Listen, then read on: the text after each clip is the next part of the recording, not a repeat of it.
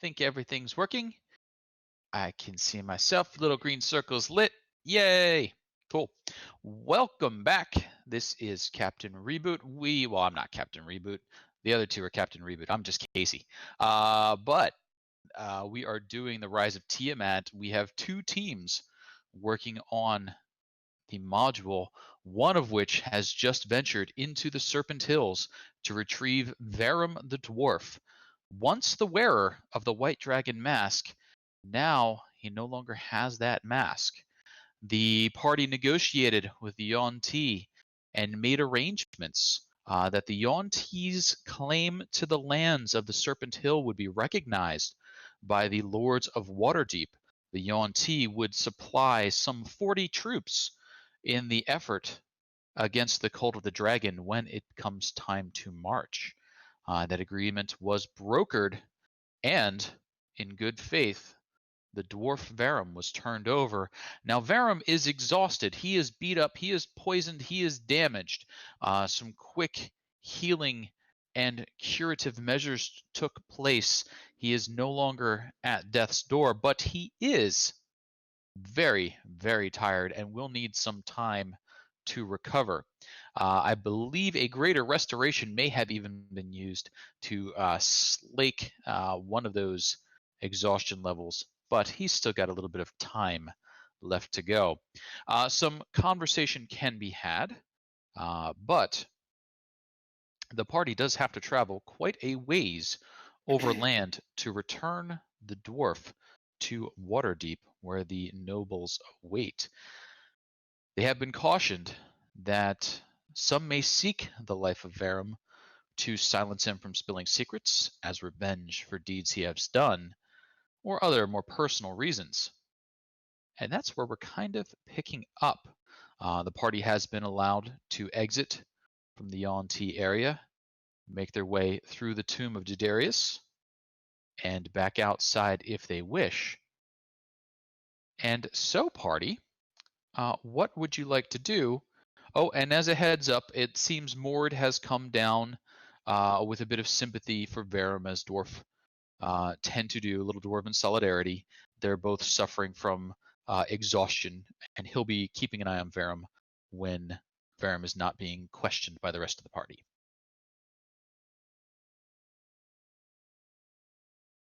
So, what would you all like to do? I would like to just put Verum in a Odaluk's Resilient Sphere and roll him back to Waterdeep. But I don't quite think that'll work. I mean, you can hamster ball him, but I'm not sure how long that spell lasts for. But yes, that's a possible way if he gets difficult. That's up to a minute. So I don't think that's gonna. Yeah, all right. That's fair. I figured there was going to be an issue with that, but it's just driving home, and I'm like, this would be amazing. If you use all your 4th and 5th level spells and your arcane recovery, you can do 5 minutes a day. Perfect. Yeah. Just enough for a timeout. That is just enough for a timeout. I'm sure magical items could be acquired that would do something similar, but the time it would take to acquire it, you could probably have been home by then.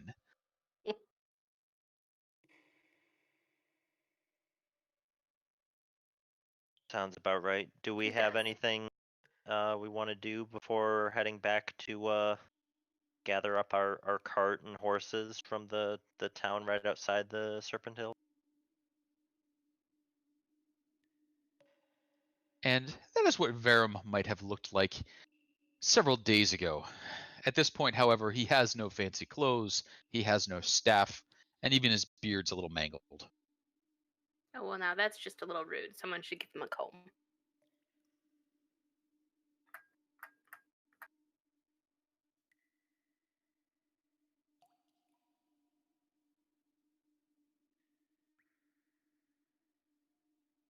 And if nothing else, you guys can proceed to the bridge where your cart was left, just a bit south of the Serpent Hills. Do we have any disguise measures we want to use on Verum today? I was going to say I can start tomorrow. Yes, I knew that. I wasn't really planning on anything today. I can do stuff today because I have a disguise kit. Haha. Excellent. And can I see a disguise roll when you have a moment? Is that dexterity based or? Yeah, you're painting someone else's face. I would say dexterity plus your kit bonus.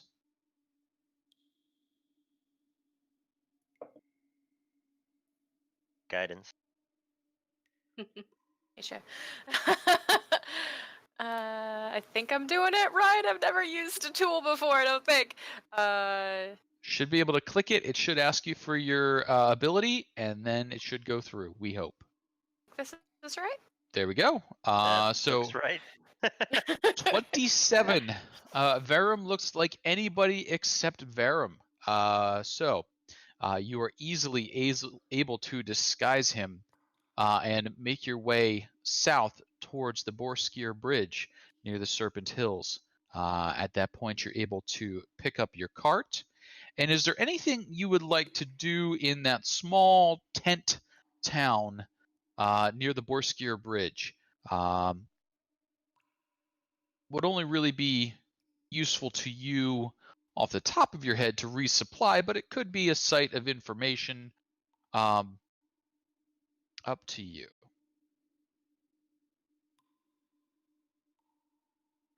Down Valandra. We probably want to go kind of expediently. Sure. The less Yeah. time we're traipsing around the countryside with this Verum character, probably the better. Sounds good. So let's take a quick look at that countryside that you'll be traipsing across. Bumping back out to the Sword Coast map here. You are down here to the south at the base of the Serpent Hills. You'll be most likely making your way across the high moor, picking up the tradeway, making your way along to the north to Daggerford, and then on and across to Waterdeep. So that's the direct path. Also the expected path. Less expected paths might be cutting entirely across the high moor and then down west, or making your way by river out to the ocean and taking a boat up. Ooh. Are there any plans that you would like to undertake? And do remind me, you own a cart that is decked out for alchemy? Mord has a cart and Valandra has an elk carriage. Okay. So there is a cart and an alka carriage. Sure. Can either of these be floated? Like Oregon Trail, sort of? I mean, you can float anything you want if you got time and wood. If you recall playing Oregon Trail, that only worked occasionally. Yeah, I was gonna say. And usually not going down the river, so it's So you can at the base of the Serpent Hills here. This is a little light of a river to go rafting down, so you'd probably make your way out. Where these rivers start to meet up, that becomes a more consequential river, and from there you could raft your way down. That would take you through the Troll Claws, which you know is a little bit of a rough and tumble area as compared to just cutting across. By the time you reach the winding water, that's not a bad way.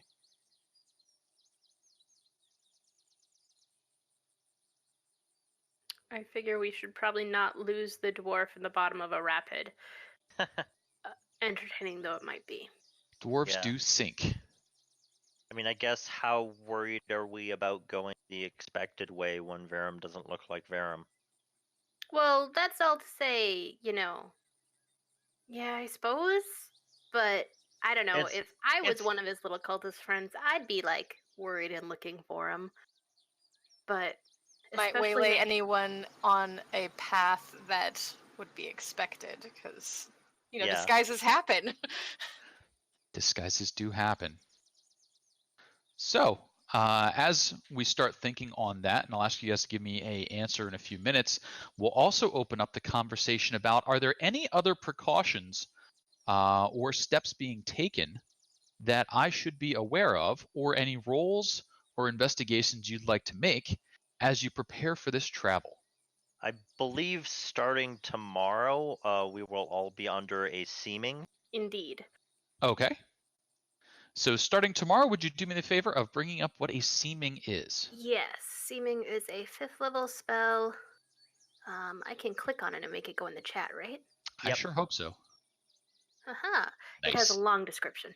Do we know what class Verum is? Low. God damn it. Not quite what we meant. He does not have about him any of the trappings of magic or any sign of such things. After a pretty thorough investigation, you're reasonably certain he is just of the fighterish variety. But you still take the appropriate precautions, put on the finger cuffs, make sure he can't do any, wiggling or talking without your permission. Seems about right. I mean, he did seem to be okay. He seemed to be really in pain rather than, actively wanting to run away. But that does. I guess Keeping that doesn't him mean we should be lack on. as out of sight and contained as possible on the trip. Sure. I think the last thing we want is to lose him like 3 miles from Waterdeep.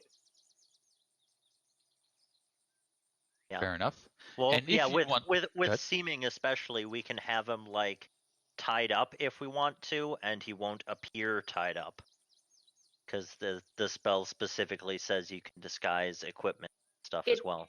Does mean that it looks, yes, but not like if anyone were to get close enough, they could feel restraints or whatnot. So Sure. we definitely want to keep him in the group. Yeah. So you could it- easily manacle and gag him and chain him to the floor of one of the carts, and basically it would look like he's just sitting there riding along with his head down, Yeah. but Yeah, he would be just like immobilized. the hat over the eyes, sleeping kind of position. Sure. Sounds good. All right. Like, Anything else I should be aware of? I don't really see any reason why I wouldn't also just kind of skim us over, so we're maybe a little less colorful. Wild sore looking? thumb. Like all they have to do is, was there a really weird group of people around? And Did so you I see think a water ganassi? Yeah. just gonna, tone our skin tones down, maybe put out any fires or floating hair that might be there. Just take us back to a group of humans or near humans. Dim it down a little bit. Sounds Just good. a little bit. And on that note, that is a 8-hour duration, so that can handle most of the traveling time. Mhm. How many 5th level spell slots do you have to use on this, though? 2, if I 2. use both of my 5th level spells, which Okay. I'm okay doing that. Or your 5th level spell and your arcane recovery. Does Oh. Arcane Recovery allow 5? I thought You're it right. only went It's up a to 1 4. and a 1, but I had 2 circles filled in, so I was just thinking 2. You're right. So Just double check for me, top level of an Arcane Recovery. I thought it was 4, but you're I right. don't- It's half my level, I think. So, but then It's- why it's- does I it's have it half like your, that? It's half your level rounded up. Rounded up, not down. And rounded up specifically. And none of the Oh. slots can be 6th level or higher. 6th or higher. Perfect. Oh. Thank you much. We can do the 5th level. Excellent. Thank you very much, Thomas. Beautiful. Yep. Alrighty. So, it sounds like we've got a good disguise going on. Sounds like we've got some ideas of where to travel. Any other precautions I should be aware of?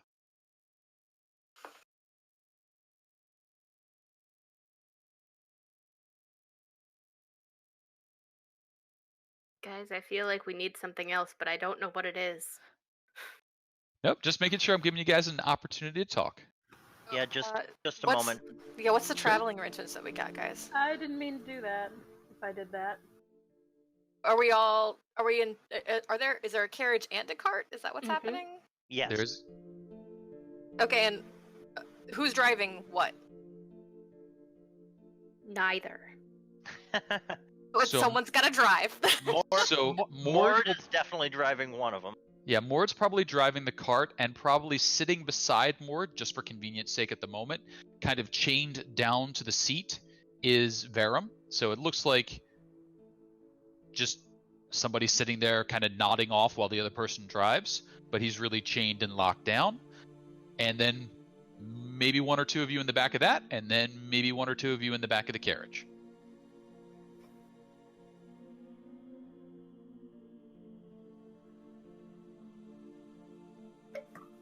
I don't have anything else that I can do in the way of disguising on top of what y'all already have done, but as I accidentally clicked, if something did come up, I might be able to help out a little bit.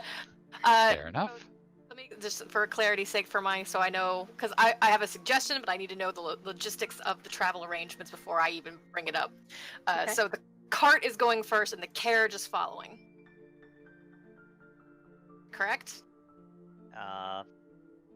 Doesn't particularly Yeah, make sure. a difference to me. And that's great. I need to know. Which way would you like whichever it? you Yeah, prefer, I it's- think. Whichever one is going first, Okay. that's where I'm placing Telaise, because she has her dragon glass back, and she can be kind of scouting the roadway ahead of us and around us in a distance wise, because I have my dragon spyglass back. Gotcha. Okay. So I probably, do have an invisible fairy for that as well. so Okay. probably carriage first if you want to be scouting ahead with your spyglass, because the cart probably can't fit much more than Mord and Verum. Okay. Then So- we definitely need someone in that cart with him. So someone just to back that situation up. That makes sense. I don't Valandra? mind shoring up the rear and making sure that we don't get snuck up on and being there with Eos trailing behind maybe 100 feet or so. It's a great idea. That's a fantastic idea. So, Valandra, are you driving the carriage? I mean, she doesn't have proficiency with it, and if she's not driving the carriage, she can be spending time making more potions of resistance. It's totally So if fair. someone else wants to drive, Okay. I don't have proficiency either, but I can say yeah. I mean, Mord's the only one with proficiency, and we have 2 vehicles. So All right, so one of us is going to need to just follow the other. Oh, So Wait. Ruqiyo, as Rukiyo's driving, Mord's just yelling out instructions ahead. He's like, "No, pull left, the other left." Wait, I have a I guess- serious question. Can we just pretend like this donkey in front of this cart is can we just give the reins and tie it to the carriage? definitely have a horse. So just so you know, Oh, horse, okay. That would be awful. If it was a donkey. So I have a Asking for extra trouble. So I do have a pretty good idea as how the travel arrangements go, and we'll lay that out as needed. But the good news is the first day passes fairly uneventfully. You're moving away from the Serpent Hills. You're moving west alongside the Serpent's Tail stream. The high moors are to the north, to the south, a denser forest across the small stream. As the day comes to a close and it starts getting dusky, you can see ahead to the west and to the north the ruins of an old town. And the path is going to force you to pass through it, or at least close enough to it. And let's go over and take a quick look at that. And it may look familiar to some, but to others. You will be entering from the south here, in the southwest corner. This map is facing the right direction, so I can do this properly. Ahead, to the north and west, you see a small building, and everything looks run down and ruined, but this one's reasonably intact. The cracks in the wall show light through it. There's a fire going inside. The thatch above is patchy enough that you can see little streams of light poking out into the dusk overhead, but it keeps the bugs out, more or less, or in. You can see two faces peering out at you through the window opening. They're sort of keeping an eye on a cart that's just across the way, and you can hear the whicker and whinny of horses that must be stabled in a more run-down building to the east. You've got enough time that you could pass through the town and continue on for maybe another hour before true darkness sets in, or you could take up the possible hospitality available here. Are you going to pass through the town or go out of your way to go around it? Honestly, until we have Verum delivered, I kind of prefer to try and avoid contact with other people. Because there's enough of us that we possible. can definitely switch off who's driving. There's enough of us to do that. I am so sad how utterly sensible that sounds. Sure. So you pass by the potential comforts of a walled dwelling and continue on out onto the road.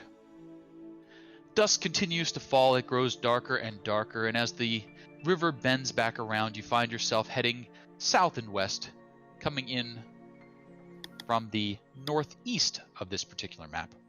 It's getting dark enough that the horses are having trouble continuing on, and by now they're very tired. You can see that there's a small path leading up to a rise, and what looks to be the remains of a campsite, somewhere where people frequently must pull over, get a little up off the ground, and out of the way of potential floods and marshy land. Away to the north and west, a lower-lying area, you can already see some water gathering there, and some streams and tributaries have cut their way down to that spot. Away to the east, the Serpent's Tail stream cuts down and then would pass south of here. So, let's go ahead and drag some folks on. Where would you like to set up? You can either take that marshy ground over there, which looks a bit uncomfortable, or the more obvious camped area, but that would leave you a little elevated and your campfire a little more obvious.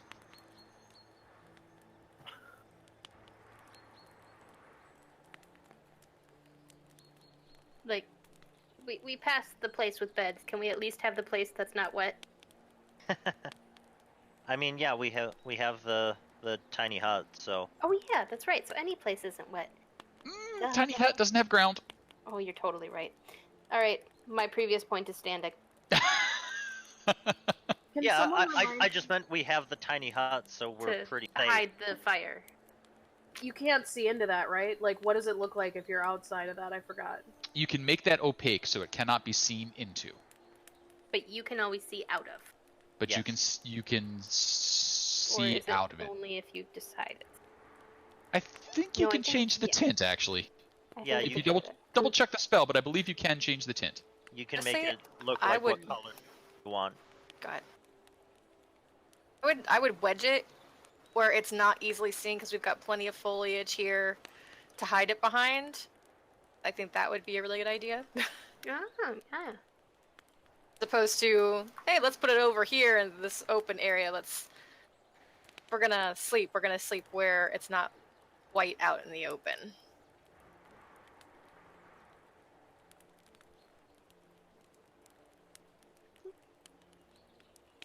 Can't cast. The dome is opaque from the outside of any color you choose, but it is transparent inside. Sweet. Nice. Well, if we put it right there, green seems like a good idea. Make it just look like another bush. Camouflage. Sounds good. So, horses and carts are drawn up. Horses are tended to. And set down. Carts are situated so that they will be available to you should you need in a hurry. And then if you would all cluster up, who did I forget? 2, 3, 4, 5. I think I got everybody. You have all of the people. There are 3 animal companion familiars with us as well, I believe. Yes. But Once we were starting to make camp too, I would throw my furry gotcha ball and see what animal's gonna help out on that night watch. Okay. I think we still have a dire wolf or something. Has it been more than one day? It has been. So this will be the next day. So you can go ahead and roll the Okay. 3d8s, as many as you wish. I just want one. Wait, Just what is one. it? Hang on, let me see what it is, and then I'll tell you if I want another one. Sure. It's a badger. Oh. Just I mean, kidding, I want another one. it refreshes at dawn, so there's no reason not to do all 3, kind of. That's a weasel. Oh, fuck. That Badger. is a giant elk. Nice! And Third you- time. Oh, wow. charm. And Elkton John, a new one that I got to pull out here. I mean, I don't even need Spread. the weasel or the badger at this point. Because the weasel and the There you go. badger can easily be doing scouting and patrol work. Yeah. That is true. Can't communicate with them mentally like I can with EOS, unfortunately. Yeah, but as long as they have instructions to come let you know, or, Yeah. you know, come.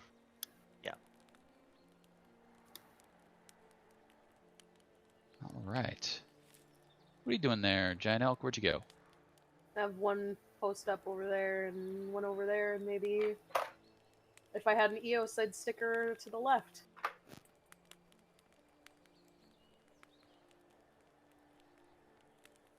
Where'd you go, Eos? Sprite. Eos. All right. So, now, as everyone is posting up and getting ready and settling down, please go ahead and roll me up that the Miss Tiny Hut. You already pulled it up. Amazing. 1 minute. Duration 8 hours. Glorious. 11 minutes, I believe, because I believe it's being cast as a ritual. Ritually casting. Sounds good. And boop. You have Move a our hut. prisoner into the hut. Sure can. Get in there, prisoner.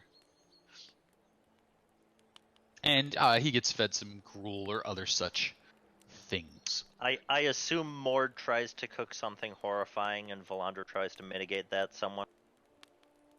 I don't. Did he have access to anything horrifying recently?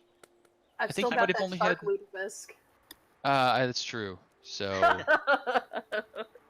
there is some horrifying things. Where did the giant elk get off to? I never saw it. He didn't make it on. Oh, where'd you go, giant elk? Get on there. I definitely would like him though. There he is. I think he's big. He's huge, actually. What? He is not fitting in this hut. He a real big boy. Well, he's not supposed to. He's supposed to be outside the hut. What is going on here? Think like forest god in Princess Mononoke. We already met that guy. We Yeah, met that guy. Giant elk is a huge beast. Giant elk is going nutty on me. I will get him together for you in a minute, if it becomes necessary. Okay. But he should be down there, and you should be able to control him. Cool. But his character sheet went a little crazy. That's fine. So, as all that happens, the night progresses. It gets dark, as it does. You have your small fire going, and you have your bubble concealing you. Around about 10 p.m., you would guess, and the night is fairly dark, moonless, in fact, though the stars are out, and it's reasonably clear. You begin to hear a rhythmic thumping. It sounds like something truly massive splashing down into water.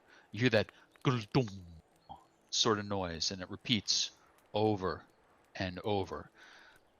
Valandra will have Eerie fly up into the air and see if Eerie can spot whatever that is. Sure. Does Eerie have dark vision? Let And me- if so, how far? 120 feet dark vision. 120 feet dark vision. Beautiful. So Eerie can't see much of anything without heading out and away from the safety of the bubble. Yeah. Okay. Eerie will do so. We'll kind of. Well, I mean, can we tell what direction it's coming from? Sure, absolutely. From the north and the Okay. west. Yeah. Yes. Then Eerie will head that way. About 60 feet up. Sure. So Eerie relays back after a minute or two that there is a short, man-shaped creature. It has furry legs and wild hair. It's stone-colored, gray, and it's stomping in a circle. A second figure appears, and that booming noise continues, now with a second echoing beat.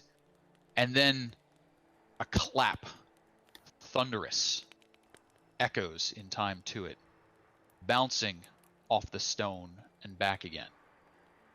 The beat continues, increasing in tempo.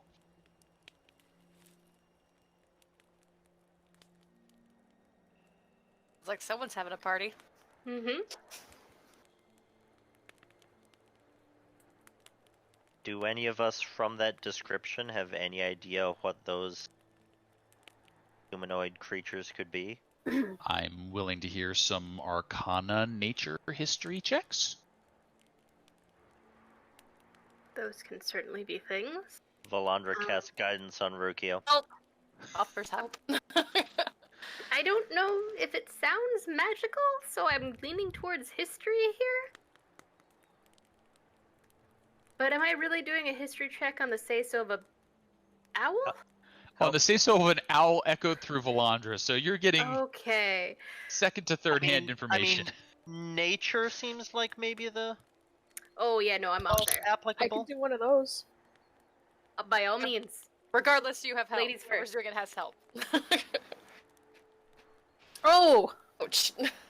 that didn't work. So you start trying to think it out. You're like, there's not a lot of natural creatures that have, the legs of one animal and the tops of another. This must be some sort of, and you're often thinking about more creations and, down the wrong path, basically. But in the meantime, as you're talking it over within your bubble, several other sounds begin echoing through. Now, along with the heavy beats, faster, pulsing, rattling, clicks, bangs, thuds, all adding to the percussive sound. And it continues to grow and grow. That sounds like a really good party, you guys. Alright, well, if we're pretty certain it's not oh my goodness.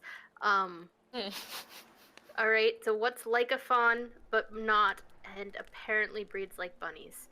Here we go. Wait, What hang i- on. That sounds like a really familiar description.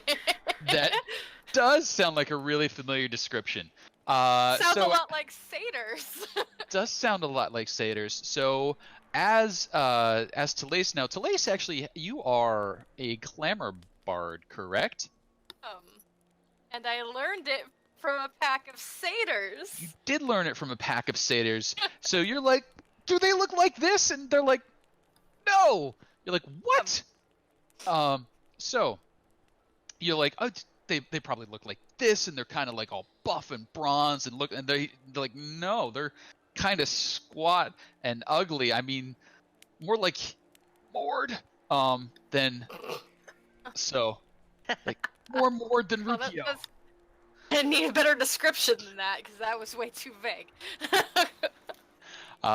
So as you guys continue discussing and talking it through, the Arcana, an 11, not going to 15. quite. 15, excuse me. 15 does help a bit. So related to satyrs, but different from them. Koreds, more associated with stone and the earth, whereas the satyrs are more woodlands and nature. These are deeper creatures. And the rock-like beings that seem to have been called into existence, almost like animated boulders now thundering and clattering on the hilltop. Galeb Dur, animated rocks. Along with that percussive beat, however, comes a very fast clatter of wood clacking against one another, almost like castanets, as several tree-like beings emerge from the woods and begin moving around in the circle to the beat that the Koreds and the Galeb Dur. This has been going on some minutes now. Oh, that sounds so cool, but I can't leave.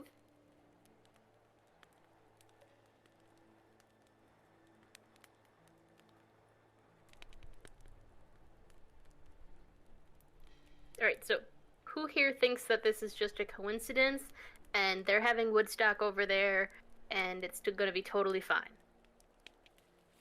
That's kind of my feeling. I think probably it might not go that way if we decided to involve ourselves, but as long as they're over there and we're over here, and especially with a giant elk in between us, I'm, like, pretty chill with just letting it happen. I should all be aware that Telaise clearly looks like she kind of is thinking about going over to see what this is, because she's really What if we did curious. kind of like a Silent Night in World War... Was it 1?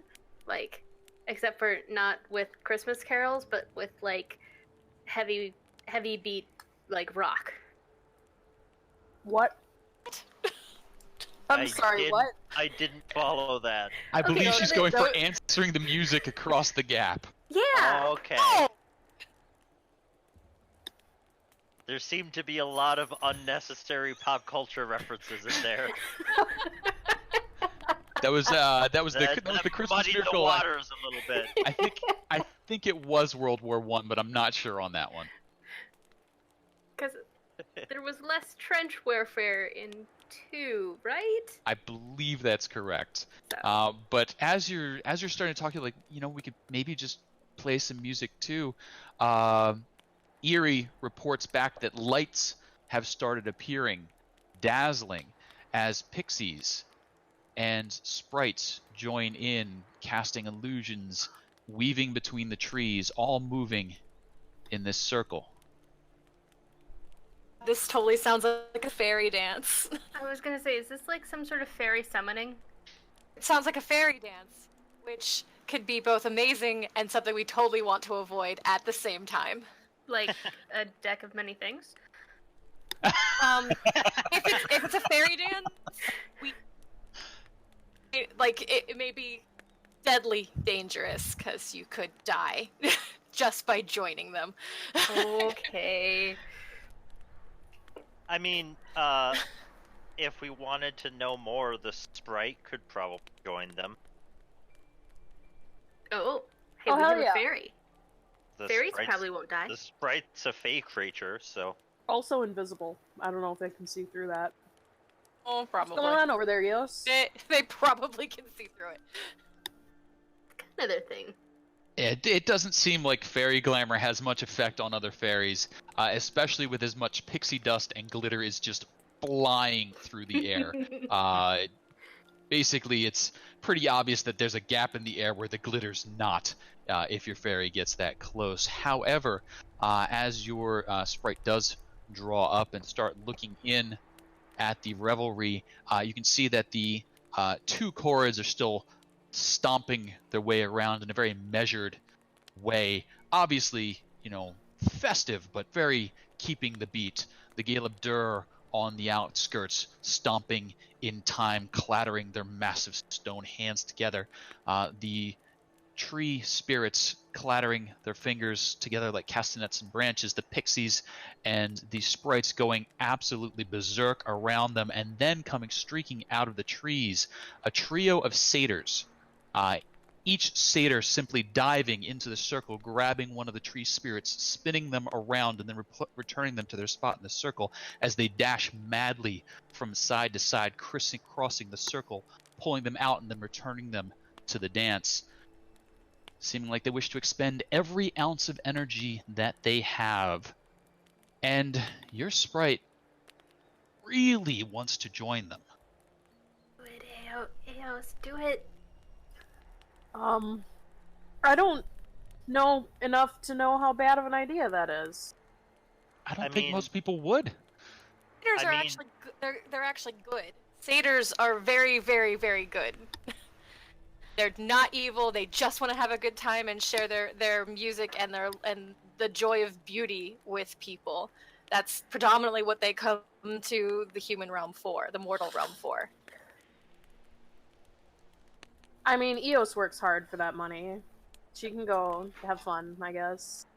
Sure. Lace is kind of just like, I want to go. Like, you can see like her foot like shaking because she's like, kind of wants to go. Because what if she knows some of these people?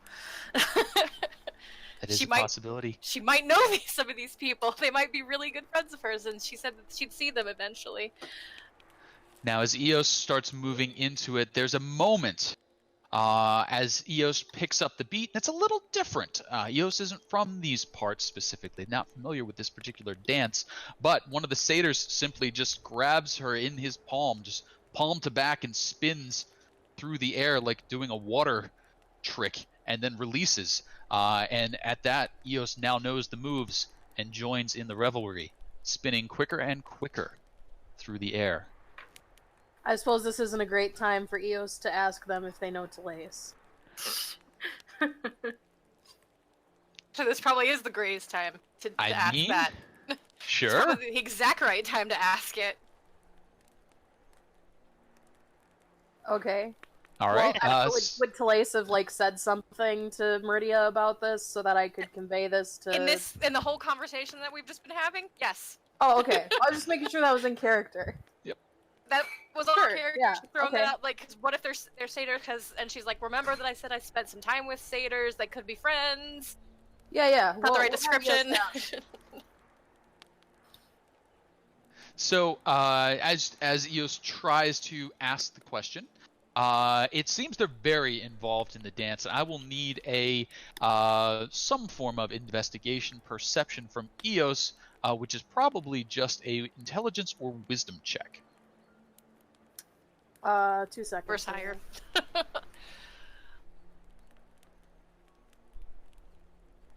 That could have been better. So every time that Eos tries to get a word in, the satyr is passing off, one of the trees is spinning around, another pixie is flying up to dance. It's just too lively, too chaotic to really get anything communicated. It's sort of a, hey, do you know, and then Eos is like, whatever. Could I make an argument to be able to try that again with dexterity to keep up with one of these fairies? I think Eos is just. She got a good dexterity. It's too much. She can keep up, she can dance, but trying to get their attention in everything that's going on is what she couldn't get across. She couldn't condense her message down and get feedback back. Fair enough. Telaise is gonna stand up and step out of the hut, and she's gonna be like, I'm not gonna get close enough for it to be a problem. I just want to see. And she's going to walk. They have lights right now, correct? So there's little paths of light going off as the fairies and the pixies sparkle. It is very dark. It's just starlight out there, so you can see those little paths lighting up from a distance away, but any detail you'll need to get within your dark vision line.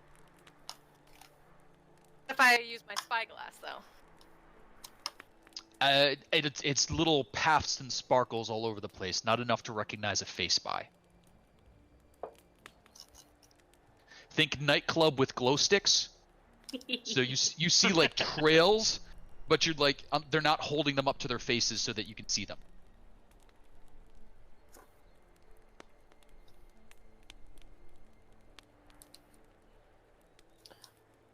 if she comes to, let's say, this tree here, Sure. would that be close enough to see what's going on without getting into trouble? Yeah. Without getting into trouble? So that puts you within 60 feet, so that gives you vision on some of the outliers as they come around to that edge. Why don't you take my elk with? That'd be fine if the elk would like to come hang out. I'm going to assume elks go moo, so it kind of walks up and goes moo. I don't know. If Telaise is going that close, Valandra's gonna go with her. Oh, because you make too much noise. She'll cast silence first. She's not letting you go out there alone. Thank you. Okay, that's fair. Someone's got happening. a rope. In I case think charming silence is a happens. fixed point, so are you sort of like chain silencing your way along? Oh.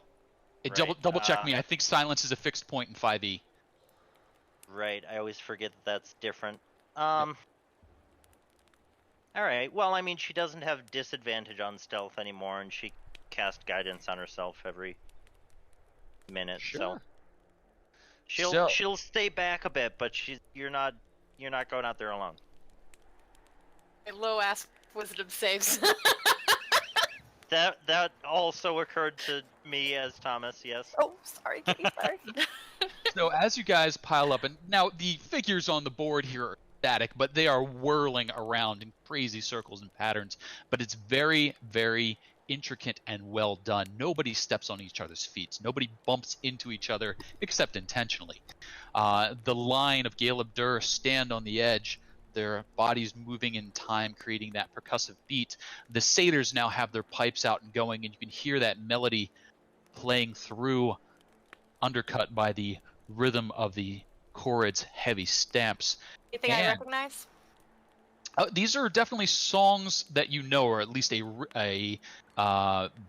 backing that you're familiar with.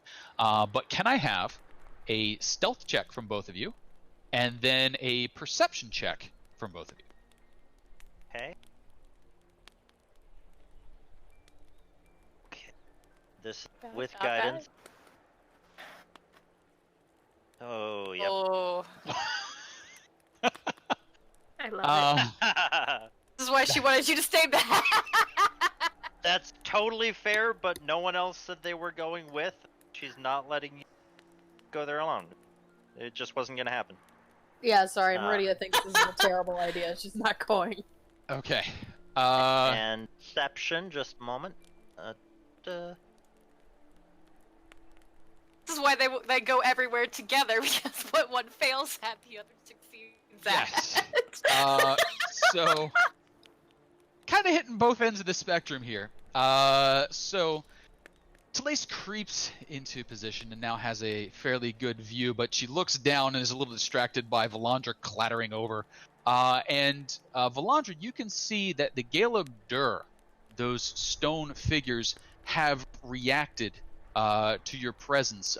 Their heads just turned on their bodies, and it's like one boulder sitting atop another, but the one on top, kind of has a face. Now the faces are all pointing towards you, but they're still moving in that steady, keeping the beat fashion. The bodies inside spinning quickly. Did they spot me before I got up right next to Telaise? They spotted you at some point as you were approaching, and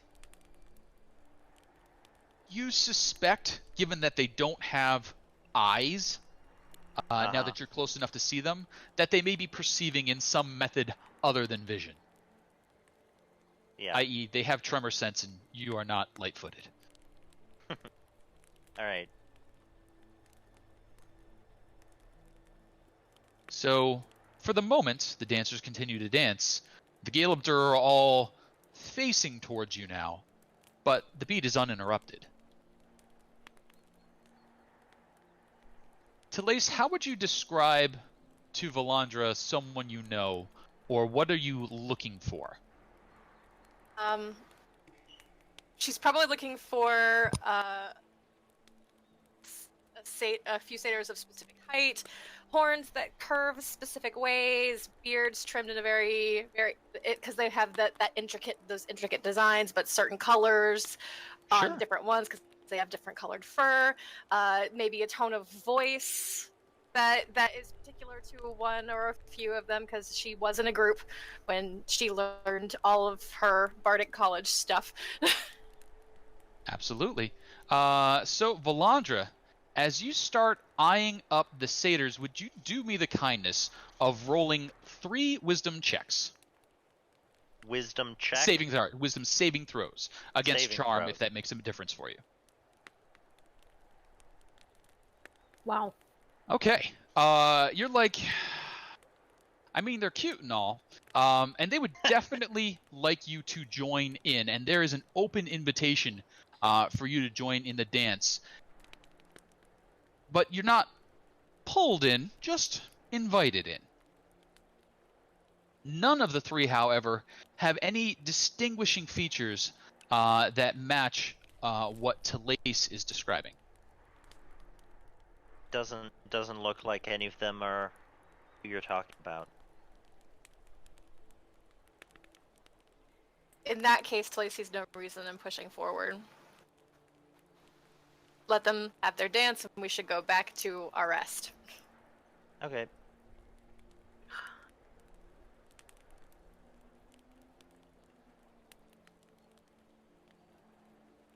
Valandra will follow Telaise back to hut. All right. You start making your way away. The dance continues unabated for the next 2 hours. The drum beats, the piping, the laughter. Eos is in there having a blast. And more spirits and other denizens of the forest appear, view, and then move away. Until midnight. At midnight, there is a horrifying screech from overhead. It sounds like 1,000 bone pipes being played at once. And then cutting through that sound and the sudden silence as every beat and every pipe is dropped off, the wails and screams of children. Uh-oh. Eo's got anything to report on that? Yes. To the north and west, the satyrs, the dryads, the Galeb-dur, they have all begun to vanish. They are almost melting away into the forest, into the dirt. Overhead, a massive creature can be seen by its shadow in the stars. Draconic, but hollow. A Oh my large god. ball Oh, is that's not good. falling from its claws towards the center of the circle. Okay, Eos, time to go. Can she go? I want her to go real bad. Sure. You can snap her into a pocket dimension, snap her back to right next to you. Okay, goodbye and hello. All right. So with that, Said the screams of children? the screams of children. Like, do we need to, like, catch a falling city or something? Well, that would be a it's not as- Draculus dropping a stone on a party he did not want to have happen.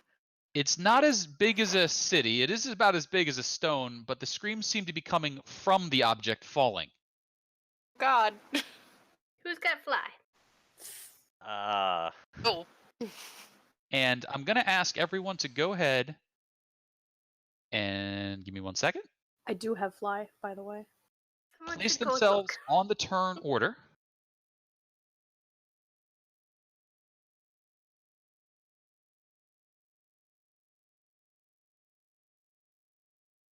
Oh, Jesus. Wow. Featherfall is almost certainly single person. Ah, no. Okay, cool. Flo, what was the fly about?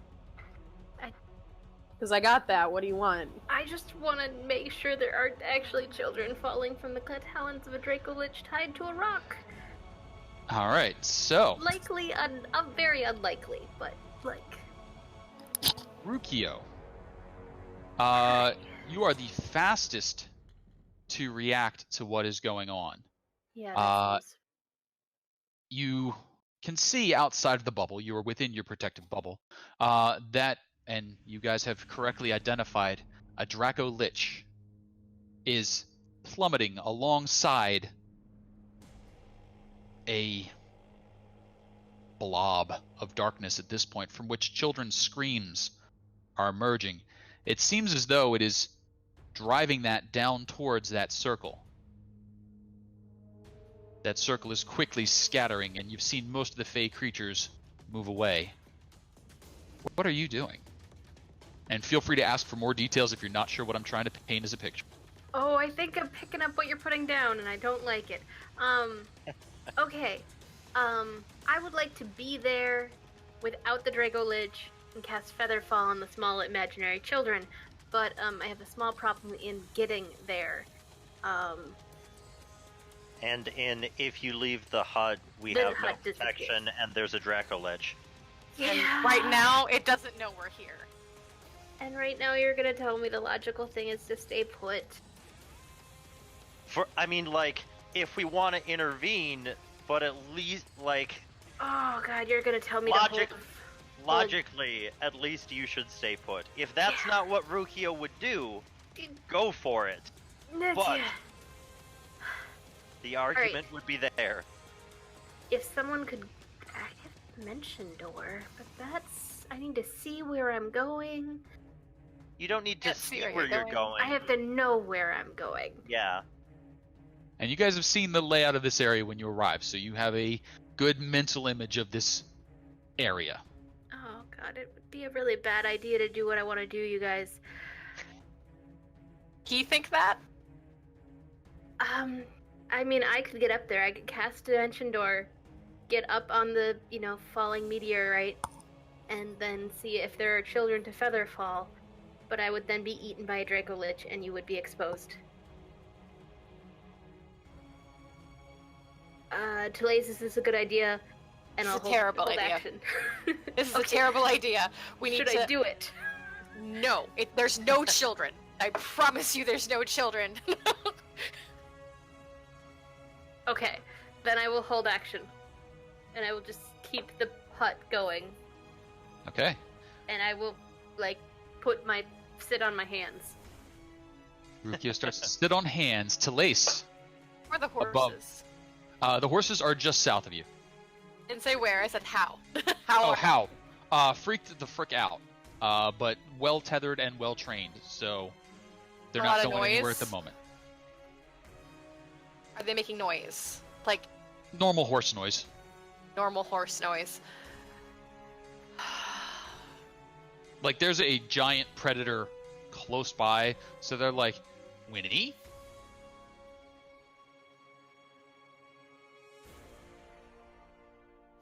One's like, should we run? The other one's like, nay. I'm sorry. Get out. God damn it.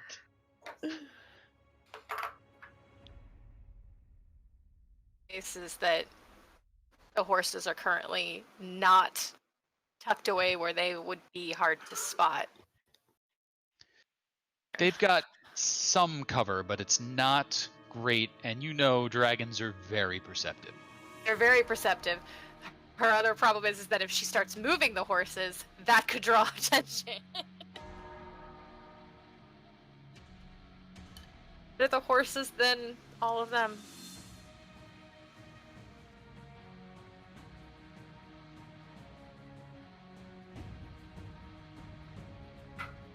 Oop, I didn't hear all that. Say it again. So she's gonna stay where she is because it's better the horses than everybody else. Fair enough. Meridia. So, how big is this thing? So, a Dracolich is the size of an adult dragon, and looking up, it seems small and reasonable, but you think it's probably a ways up there and growing fast. easily the size of the horse and cart. Okay. How big is my giant elk? About a quarter the size of a dragon. A giant elk is adult dragon size. It's a huge creature. Oh, a giant elk is a huge creature? Okay. Yeah, I've said that several Oh, times. sorry. I missed that one. He's then this big. Do I have a sheet for him? You do, but I think it's exploded on me, and I will see if I can get you a better one. Okay. I have a feeling that's gonna come up. So Did explode. I can just send you a link to Hang on, we'll see. Giant elk, why are you doing this to yeah, me? I've got a link to it. Not as easy to. Yeah, click I'm the working thing, on but- working on that. For some reason, my giant elk is not loading properly.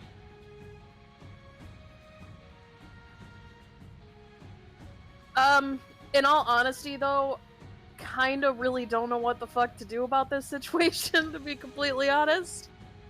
I have no experience in fighting dragons, lich or otherwise.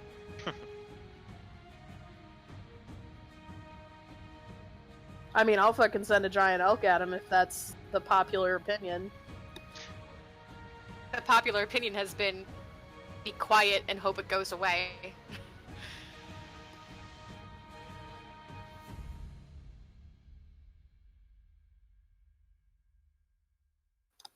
Yeah, I agree.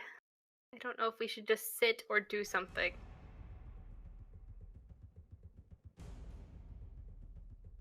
I think I'll just chill for now, I guess. Okay. Oh, hey, thanks for that sheet. I'm hoping that it repops here. I logged back out and in, and we'll see if that goes. So Valandra, bottom of the turn, everyone's basically sat. Mord's kind of taking the cue from you and keeping his hand clamped over Varum's mouth so he can't barely breathe, let alone make noise. Okay, so Telaise said you promised there's no children. Did you explain that at all? I explain it? Yeah, well, you said when Ruqiyo was talking about maybe doing something and seeing if there were children to help, you said I promised there's no children. Did you explain that sentence at all? Or was that all you said? That's what I said. I said I promise there's no children. Hear children screams on a fiery ball heading towards the ground. I don't think this is a thing. I don't think there's children. She's absolutely sure there's no children. Fucking late for them.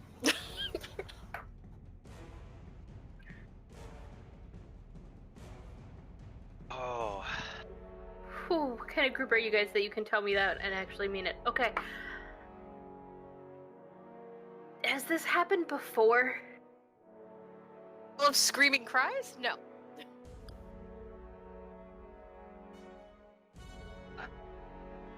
I think Valandra's gotta know. I think Can she I has to send see some for sure. Motive So, on the skeleton? Oh, that's a terrible thing. That's gonna happen. Nope. Giant elks do we have? That is now a good giant elk, and there should be the one that doesn't say 2 at it should be a functional character sheet. how Oh, cool, far? thank you. Yeah. Can we tell how far away the Draco Lich and the falling thing are? So you would say it's probably about 120 or so feet up right now, and it is over that circle. It's to be there. Okay, So- so it's So it's about There's- 100. Yeah, It's there's Pythagoras. no way we'd make it. Yeah, over there. Pythagoras says it's about 200 feet away from you.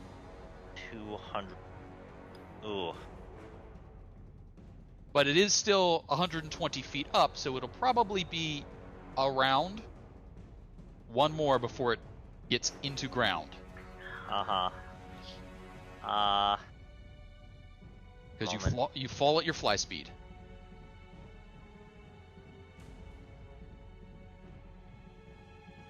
Sorry, just a moment. I have to measure Sure. here. 500.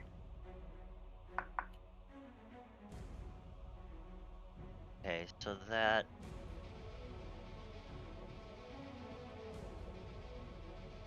All right. So Valandra will. Where am I?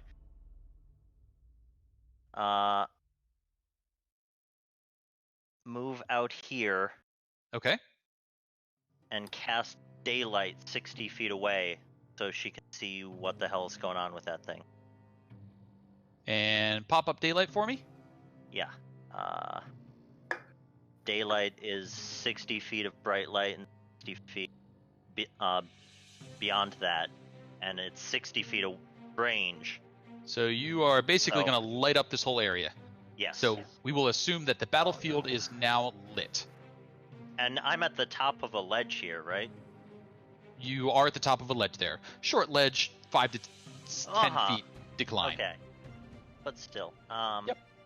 And you can cast that up in the air so you can light up a lot of space. Yeah. 60 feet? Well, it's 60 feet bright light and then a further 60 feet of dim light. So, So we're all lit up. The reach of the light is 180 feet away from me right now, so it covers that area. Can I see any better what the thing is? Perception check, I assume? Don't really need one. You have lit up the area. Okay. So you see a massive, bony dragon. Its wings in shreds. It should not be able to fly, and yet it is. Grasped still in one talon as it's making its descent, guiding it down towards the center of that circle. A large net from which the screaming is emerging. It does seem very much like there could be 10 to 20 young individuals screaming their heads off as they plummet towards the ground, guided by this Dracolich. Telaise.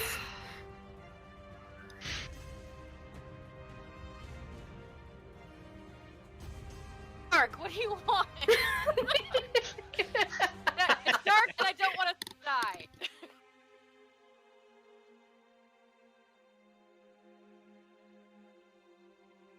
Valandra, anything else on your turn? That was movement and a spell, so that's what I got. All right. And so the dragon continues to plummet. Now only 60 feet All right, guys. above the ground. Bag in hand.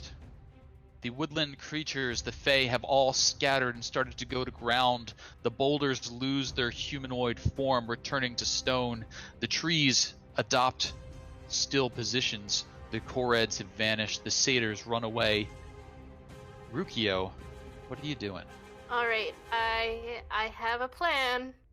It's a terrible plan, but it's a plan. Who said they could fly? That'd be me. Would you like to come with?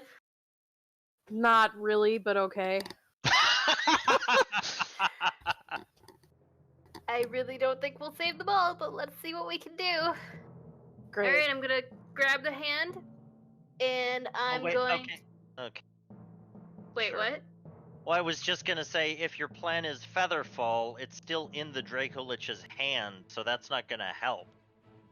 They're being Put them into the propelled ground. down. Featherfall's not going to help them. You're right, I need to get them out of the net first. Yeah. They have to be in free fall for Featherfall to work. Well, I can get there and burn the net, then someone else needs to catch them. That's... Oh, God. Oh, no. Also, Do you have a better idea? also, Kasey, keep in mind that you can't cast 2 spells. Well, I could do the Turn. Featherfall because it was a reaction, right? Featherfall is a reaction. Can be done. Not in your turn. Actually, yeah, we'll say yes, you can, because I've allowed counterspelling I like guess, that before. yeah, counterspell can. Yeah, okay. But you're right, I need someone else who could handle the net. So it's just holding the net in its hands? It looks more like it's guiding the net down. It's not like a firm hold anymore. So is if you there can imagine is a there, dive bomber. Is there a portion of the net between the creatures and the Dracolich that could be targeted? Yes. Okay. So looking at the Dracolich, it is in full dive. It has now got it on target. This next turn, you imagine the Dracolich is going to swing out and away, while the net's going to carry children down and make a paste. Yeah, I don't want paste. Paste seems bad, guys. Yeah.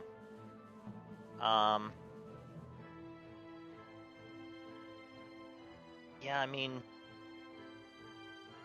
if there's a portion of the net that can be targeted between the Dracolich and the children, Valandra can probably get that.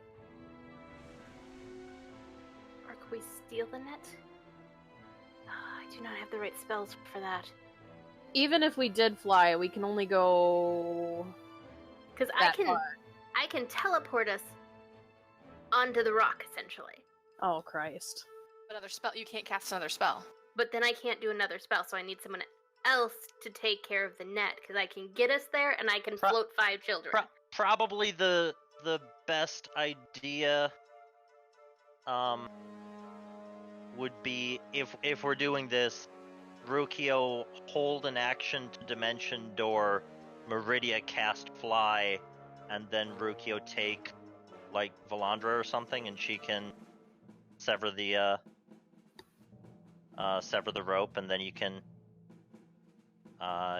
cure Featherfall. I was gonna say, I can cheat us. unfortunately- I can cheat you to further ahead. Oh, You can what? Yeah, I can cheat them further ahead. what does cheating do?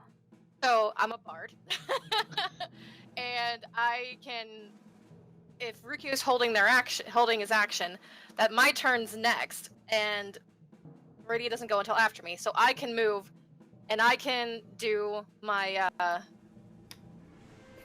and basically drag you guys 30 feet towards me, so you have a better start than where you are now. Well, with the dimension door, we can get right there. Dimension door is within 500 feet. So Okay. anything on the map is well within range. So here's what I think I'm hearing. I think I'm hearing Ruqiyo is dimension dooring Ruqiyo and another person over to the net. Who's the other person coming to the net potentially? Potentially Valandra? Okay. Sure. Valandra now instead? Because I can get to you within a movement, which is totally fine. Okay, so Ruqiyo rushes forward, grabs hold of Valandra, dimension doors over to the net in the Dracolich's hands. Wait, who am I flying? I would assume you're flying Valandra and Ruqiyo so that we have a It way to works get on out. things better. Okay, so Well, no, here's... because you But you she cast can't go yet. Yeah, we'd have to hold until after. after Meridia's turn, Yeah. which which is is fine. still- Yeah, that's fair. That's fine. That's before I would go anyway. Fly She's works holding. on Rukiyo's only holding Uber dimension buses. door right now. I haven't cast it yet. So if So you're Ruqiyo holding it until Meridia casts fly on you.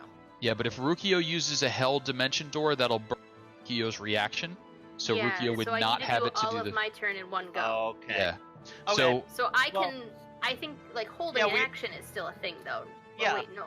Like no, your whole 'cause- turn, like waiting to go. Is that Ru- not a thing in fifth? Delaying your Delaying. action, not a thing. Okay. yeah, not a thing. No. So Meridia, you have the fly. Is the other spell that we're trying to get off here? The fly is not necessary if it prevents us from doing the feather fall. It was just a nice way to get back Well, out. It was gonna keep us from splatting ourselves. Okay. So Ruqiyo, who's the person you're taking with you? Valandra said she had a way to deal with the net, so that would be Valandra. Unless Meridia, do you have a way to deal with the net? Not especially. Okay. So Ruqiyo, you can run forward, grab Valandra, dimension door up to the net. At that point, you can cast Featherfall on several of the children inside, as well as yourself and Valandra. That will slow their descent, basically making them do the Finding Nemo thing, where they slam to the top of the net, and the other one slam to the bottom of the net, and that should maybe slow them down enough not to go squish. That's going to leave you featherfalling in the air next to a Next to a Dracolich there. Dracolich. And I'm gonna hope that my friend here will save us from my terrible decision making. Okay. So let's get that underway if that sounds good to everybody. I can commit to that. Okay, so Blaze of Ruqiyo glory. rushes forward, grabs Valandra, dimension door, boop, out of existence, boop, back into existence. Now on top of a net, plummeting towards the ground. You actually float up a little bit because it's already up to speed, and it takes you a little while to get, that. So you're a few feet down, but then you feather fall, boom, boom, boom, pick a few individuals squirming around in that net. Do you spend all 5 on the people in the net, or do you save some for yourself and Valandra? How far up is the thing right now?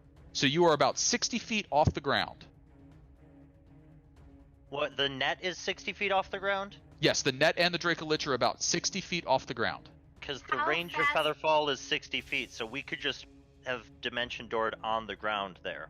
You could do that. Oh, I suppose that's much less anticlimactic, but much safer.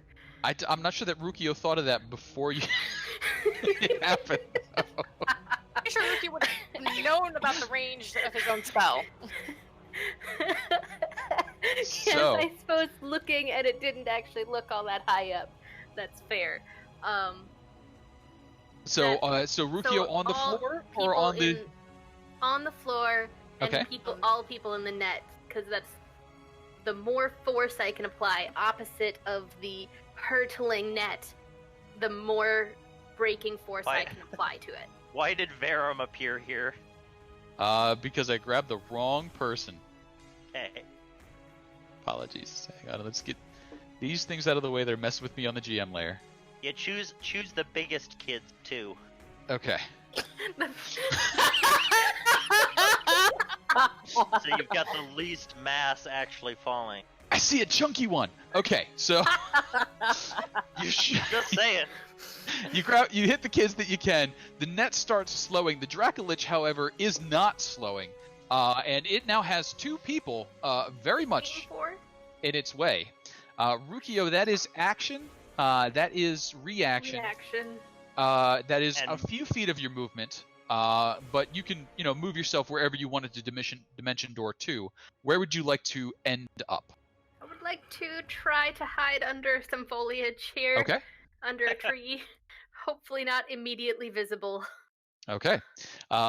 So that brings us to Telaise. Telaise, you see the bag all of a sudden bulge and stretch out as half of it goes wonk, and the other part kind of stretches out. It's now behind the Dracolich. What are you doing? I'm super far away. Panicking And I and have- crying, maybe. I have panic and cry. Oh, that's me. Sorry, that's what Meridia's doing. I do not. This is the one who's like, this is the worst idea ever. They only get worse as we keep living through them. That idea. Always the one that says, no, we shouldn't get involved, we will die, and then we go and do it anyway. You're not wrong. Not wrong. And inevitably somebody will say, we should have not done this. And Telaise would be like, yes, I know. And unfortunately, your protective bubble just popped. It did. She'll. I have no idea. I can only move 60 feet in total. And I'm way too far away to do anything with this. Bow range. Am I level 12 yet? Level 12. I guess I'll just. Because Valandra and her new best friend are doing. I take exception at that. You are totally her best friend. My sister, you're my best friend. Okay, that works. There's a difference. I have to put my finger on the screen because I never can tell where I'm at. Right. Before she takes off, she's gonna be like, "More, nail this guy to the ground and take him and hide him as best as you possibly can." Verum's already been wiggle worming away from the dragons, and Mord has just wrestled him to the ground, and they are now beating each other senseless on the ground. Varum's surprisingly feisty. He's not gonna win because he's tied up. That's so- true. He's definitely not winning, but Mord's just like banging him against a tree repeatedly. Okay. Put you two over there near the trees. There's no way I'm gonna get any closer, like, before I can participate in this fight, guys. Don't die. Alright. Meridia. Yep. I hate everything that's happening right now. Just for, Yep. just for the record. Just want to throw that out there. I'm gonna put my elk over there. Okay. He's dashing. Badger's gonna go maybe, I don't know, help Mord eventually. Yeah, hey, Badger and Weasel should help Mord. Meridia's gonna panic and cry and wonder why the fuck she's here. Reconsider every life choice she's ever made. Right up next to me. Yep. That's not where I meant. There, that's what I meant. And yeah, gonna be a hot minute before anyone but my elk can participate on my end. Sounds good. Now, Meridia, as you start rushing forward, you see the Dracolich draw its wings up and then wham them down hard. And the children that are just behind it, still just a few feet away, all suddenly go silent as an enormous buffet of wind just slams the bag and it starts swaying crazily. I'll It go moves- silent. It goes silent. This was a Anyone puke? wasted effort. Maybe they're just unconscious? They're fine. We got Valandra, they'll be fine. Wings about 30 feet closer. Why'd to you the say that ground. to me in particular? What am I supposed to do about it? Well, it's the end of your turn that it happens. Great. You So guys, that's- I can't help but think about the previous conversation with Valandra and, resurrecting every random stranger we come across. I feel like it's gonna be I did appropriate. lodge that argument previously. So, ones Valandra, are it is kids, now though. your turn. Okay, It- so It's moved even further away from us, guys. Yes. Well, it's moved down closer, but over in that direction. So, so is there the children went silent. Is there currently any connection between the bag and the children? there. Or the dragon and the children? No, the dragon has moved away from the children using a wing buffet. Okay. The bag's in free fall. The bag is in free fall, held somewhat aloft by the Featherfall children. So it's only descending at whatever Featherfall is, something feet per second. 6 per round. Yep. 10 feet a second. So, Survivable rate. in that case, Valandra will. How far away is the bag now from us? So the bag's still probably 40 feet up in the air because it's now slowed in its descent.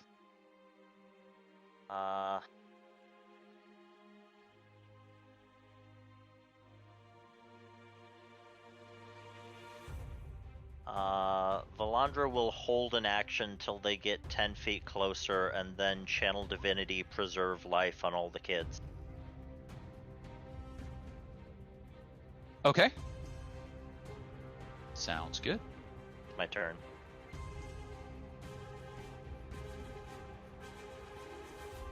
As you prepare, the dragon glances down your way, twisting its head. A spark lights up in its eyes, travels down the bridge of its nose, and a streak of lightning lights up the area, passing through Ruqiyo and Valandra. Ruqiyo and Valandra, please give me DC 20 dexterity saving throws. Oh, Guys.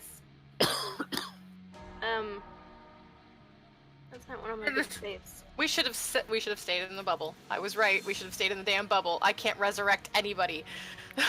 To be fair, no one was arguing that we should stay in the bubble. I was. I think she meant it the other way. No one was arguing that we shouldn't have stayed in the bubble. We just didn't. Please each take 40 points of damage, lightning damage, if that helps. Okay. Excuse me, wait a second. No, 80 points of lightning damage. That's more Neither than passed. my hit points. Ruqiyo, that is more than your hit points? That is so more than my hit points, you guys. You fall unconscious. Check for me if Featherfall is concentration. It is not. It's just duration 1 minute. All right. That's good. So the bag continues to fall to the ground. The dragon, rather than pressing the attack, sweeps away. We're going to move in this direction just to keep it tracked on the screen here.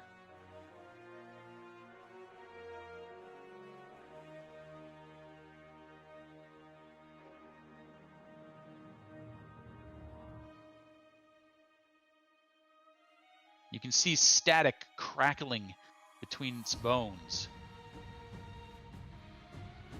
Ruqiyo, I think I need to ask you for a death saving throw. I believe you do. How do I do that? All right, on your sheet, near the death saves is the word death save. I think it's Yes. kind of middle left. Just hit the word death save.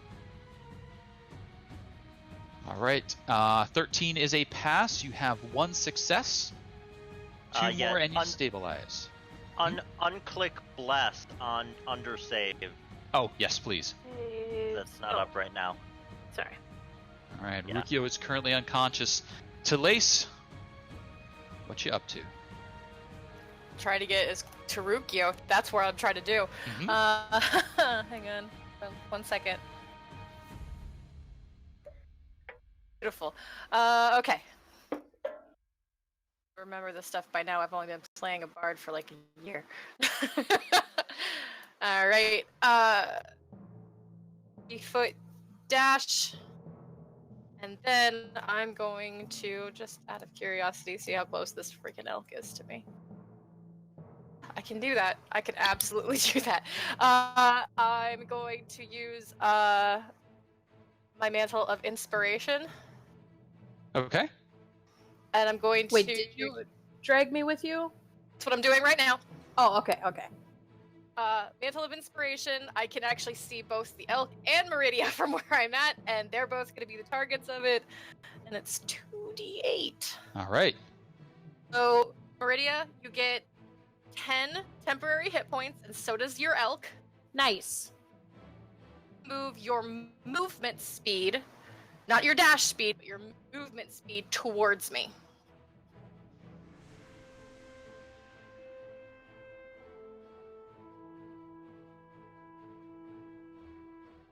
The most direct line you possibly can. And so the elk can move right up next to you, I believe, because it's got a speed. Elk can actually go...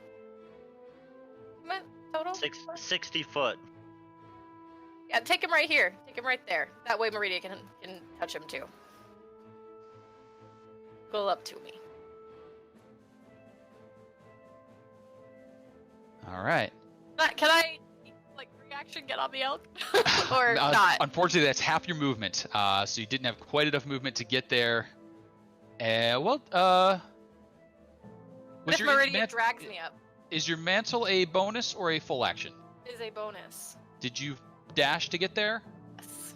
Then you are currently exhausted, but Meridia could drag you along. Hell yeah. All right. Meridia. So Don't worry, I got you. as we're going through, at what point is my held action gonna release? Because I was just waiting for them to get 10 feet closer. You got it. And actually, that was what I was going to ask. You just needed 10 feet, so it does fall the 10 feet. They move on the Dracolich's turn, so you may trigger your held action to revive I the trigger my kids. held action to channel divinity, preserve life. Yep. Did I need to choose the targets for that when I started the held action? Roy. Or can I include Ruqiyo in that?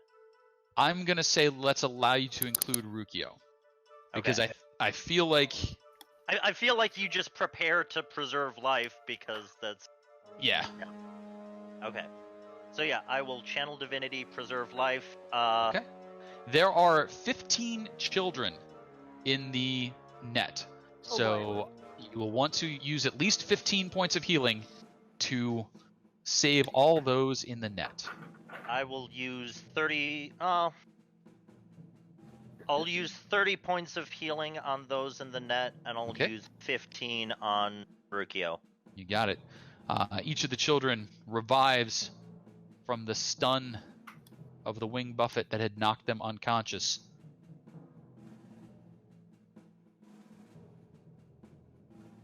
Quick question. Mm-hmm.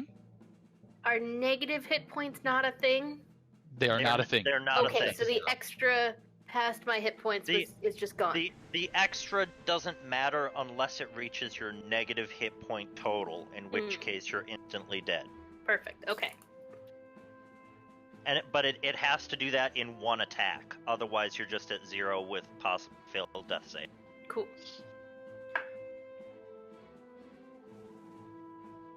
All right. So, Meridia, it is your turn. The elk is nearby. You could use half your movement to get on the elk. You could use your action to scoop up Telaise, and then the two of you could go somewhere. Yeah, all that. Okay. And, Telaise, how far you want to go? I don't want to go towards the Dracolich. I want to go towards Valandra. Well, shit, we can go all the way right over there. Let's do Sure that. can. And Meridia, that will be action. That will be half your movement. Bonus action still available to you if you have any that you'd like to use. So can we, like, dismount, and then can I have my elk use a little bit more of its movement? Because I have up to 120, I only used, like, 80. Sure. Alright. It's not a graceful dismount. You're just sort of falling off of it, but yes. Yeah, that's fine. I just want... I feel... I don't know about you, I feel better about there being a giant elk between us and the Dragon Lich. I was thinking you could try and use your elk to, Oh, I guess... Are the children with only 5 of them feather falling? Are they falling slow enough that they won't take damage from the fall? Yes. Okay, never mind then. Because with Featherfall, a falling creature's rate of descent slows to 60 feet per round until the spell ends. Flat. There's no, like, if overweight. Okay. So the only danger would be if you had cast it on, like, one child, you might have actually, like, graded the child. Ooh. Yikes. Yeah, don't do that. But we did it on 5, and we did it on the biggest 5, so they're Got okay. They're fine. Are they chunk? screaming again? They are screaming again, yes. Okay, cool, good. No other news to report other than that the Badger has now gotten to Mord and Barum. All right. Okay, that was happening. That was Mord, that was Verum, the Badger, and so on are now still rolling around. Verum's really got a lot of panicked life in him. Mord's trying to keep him silent, but Verum is just trying to get the heck away. Valandra, you notice a shadow on the very edge of your daylight. Okay. And I believe you have the highest passive perception. 24. 24. So yes, you notice a shadow encroaching on the edge of your daylight, streaking down towards that net full of children. Oh, good Which- fucking god. So it's... Okay. So it's straight up, basically. So looking straight up towards the net and above, at about the 120-foot range towards the edge of your daylight, you can see a shadow, a darkness encroaching. Okay. But I can't see what it is, just a shadow. Can't make it out yet. You just know that something's up there and it is coming down towards it. It's kind of a black on black outside the limits of your vision. Alright. And yes, Kyle has picked some good music for us.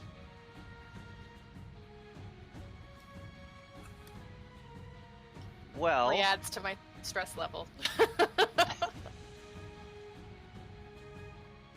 don't think I can do anything about that while it's 120 feet up. So, what I'm going to do... Moment, I have to do a little math here. Is the dragon on the ground, by the way? No, the dragon is now swooping across the treetops. He pulled out of his dive and is now heading away from you. Like, how many feet up, would you say? One treetop, so 18 to 20 feet. Okay. I will use Channel Divinity Preserve Life again. Okay. And I will give, let's see, what brings you to half? 16 points to Ruqiyo. Okay. And, you already got it.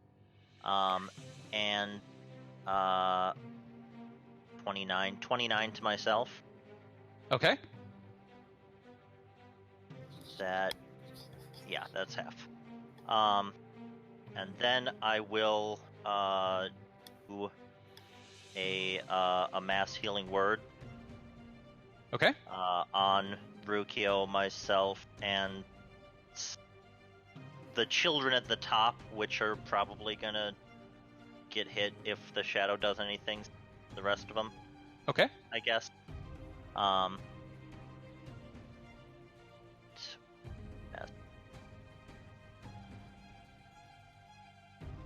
So 13. You got it. And how many does the mass healing word hit max? I believe it's 6. Let me look it up quick.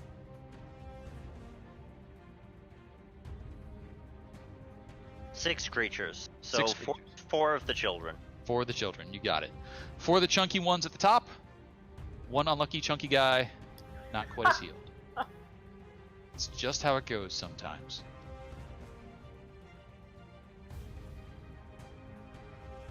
So, yeah, that's my turn.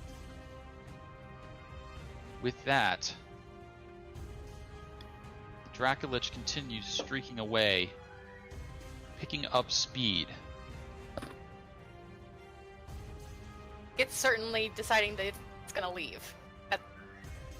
Is that obvious to us? It certainly does not appear to be looking back at you.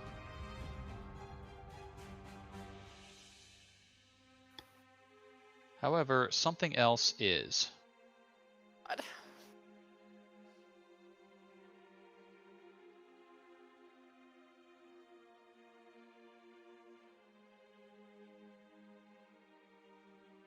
A 120 feet up, and then descending quickly.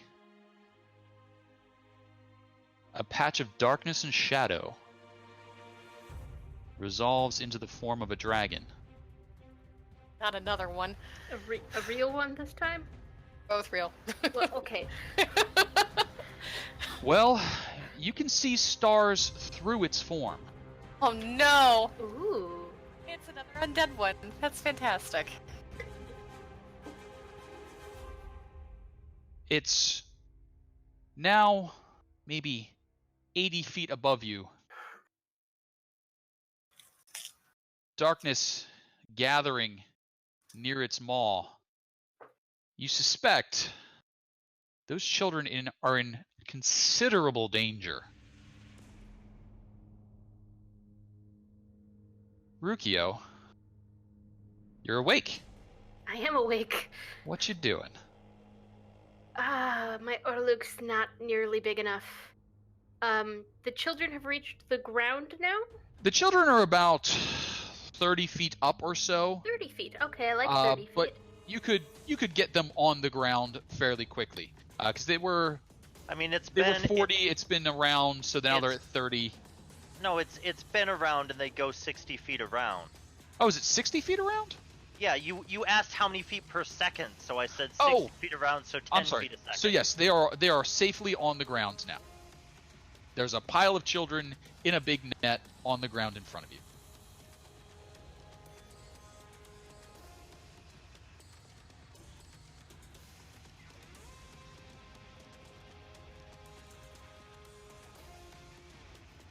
put it above us, and like, if a breath weapon were to come down, you know, things directly underneath the sphere might not take the brunt of the breath weapon? Which one are we talking about? Which sphere? Odaluk's Resilient Sphere, 4th level, large... A creature or object. It can enclose a creature of large size or smaller within it, and nothing, not physical objects, energy, or other spell effects can pass through it. So if I interpose the sphere between the children and the encroaching, what I assume is a black breath weapon, That seems like a logical idea. I would like to attempt this, please. Okay. Does Go it ahead say and anything cast. about it floating? That might be a problem.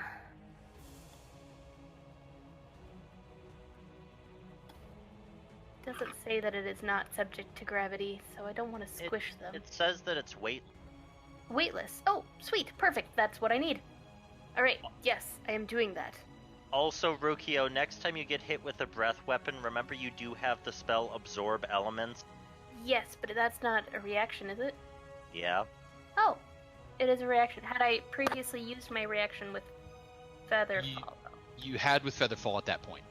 Good I to know believe. for this next one, though. Yes. There's another dragon coming at us, I just don't... Alright, we're gonna do that. All right. Shimmering Sphere's force interposes itself between the dragon and its intended targets in the net.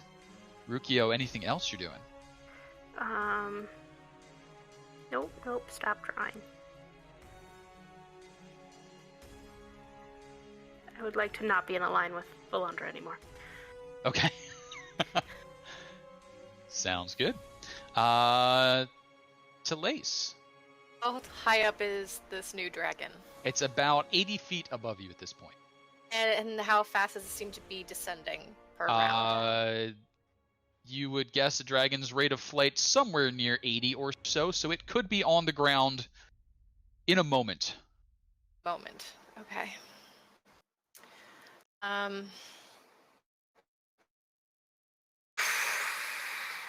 Okay. Alright, I can only do so many vaguely useful things.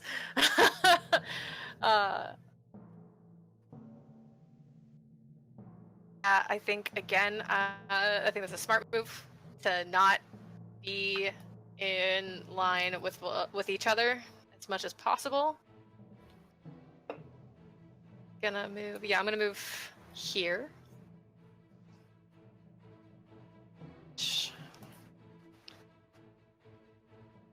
Okay. And I'm going to hold an action. Trigger is the moment this dragon is within 60 feet of me, I will cast Dissonant Whispers on it. Okay. Huh. Sounds good. And Meridia. One quick second here. Sure. You can't counterspell a breath weapon. You cannot counterspell a breath weapon. Though that sphere was a good play. Smart. So, still more than 60 feet away. 80 feet away at the moment. Right. Can you demonstrate to me where is it, like straight above the net, or So where? it was diving basically straight above the net here. All of a sudden this sphere appeared. It's still 80 feet up, and it is a winged creature, so it can bank any which way it pleases. But that is about where it is, just 80 feet up. Okay. Kind of don't anticipate that this is gonna work, but I'm gonna hold banishment in case it maybe does. Okay. For when it's in range. Get out of the open area. And also, yes. Wrong clicker. Hey, what up, Ruqiyo? We're gonna back this thing up a little bit so I can hopefully dash at it whenever it lands. Okay. And, we're good. All right. And banishment, what is the range on that? 60 feet. 60 feet. Okay. And you are holding that spell to cast if it comes within 60 feet? Correct. Got it. And Valandra.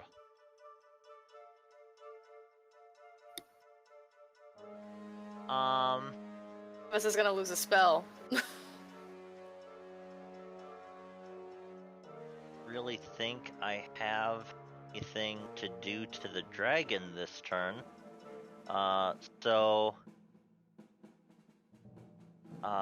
Considering how much the previous one did and that I'm the one that can bring people back, I'm gonna cast Death Ward on myself. Okay. Good call. Good choice. And then I'll move out into the open so that if it's a choice between breathing on me or breathing on the three of them, it'll hopefully breathe on me. Sounds good. And Valandra, anything else for you? Nope. Right. The Dracolich continues flying away at speed. The Shadow Dragon, as you now see it to be, continues its dive. It hits that 60-foot threshold, at which point first Telaise and then Meridia. Telaise, if you would please. You got it. They both work and it runs away into another dimension. Could potentially happen. Let's see here.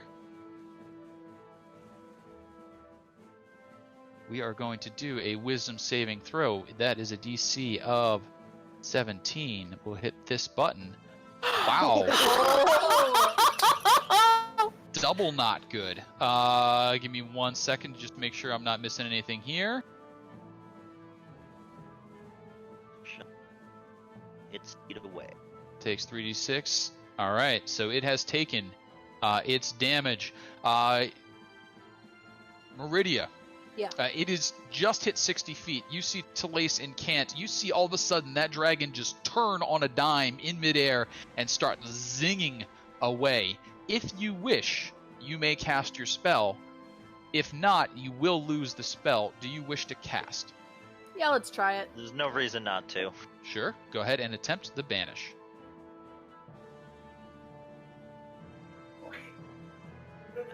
Your DC is a 16, I believe? Or no, it's also 17. 17.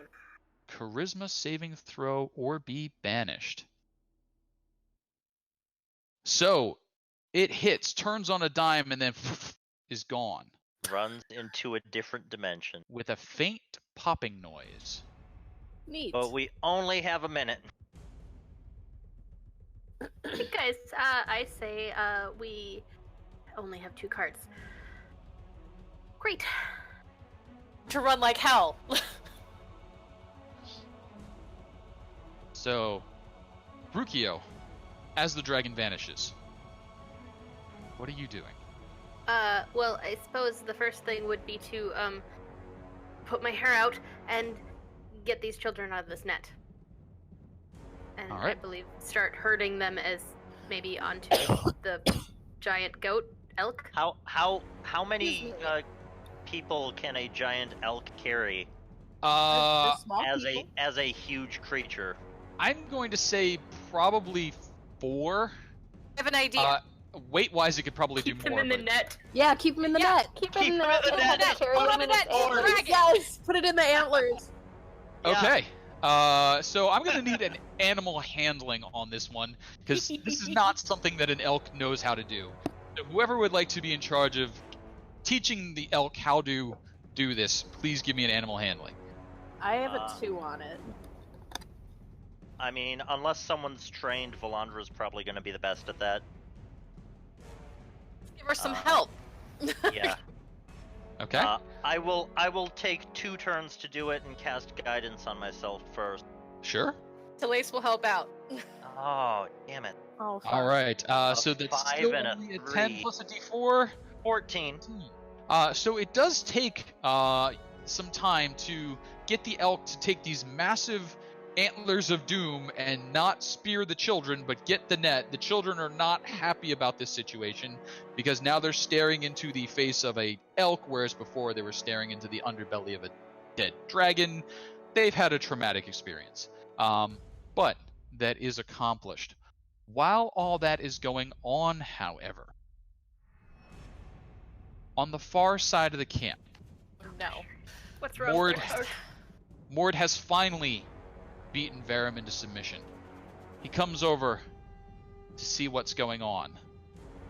You start moving towards him, and at that edge of that sunlight once more, a glitter of blackness, Oh, a Christ. stream of acid. The Kidding! badger is whopped away as a black dragon wings in and then moves to follow the other two. Moves to follow the Dracolich, the other one still in an area. Verum is horribly scarred, but survives.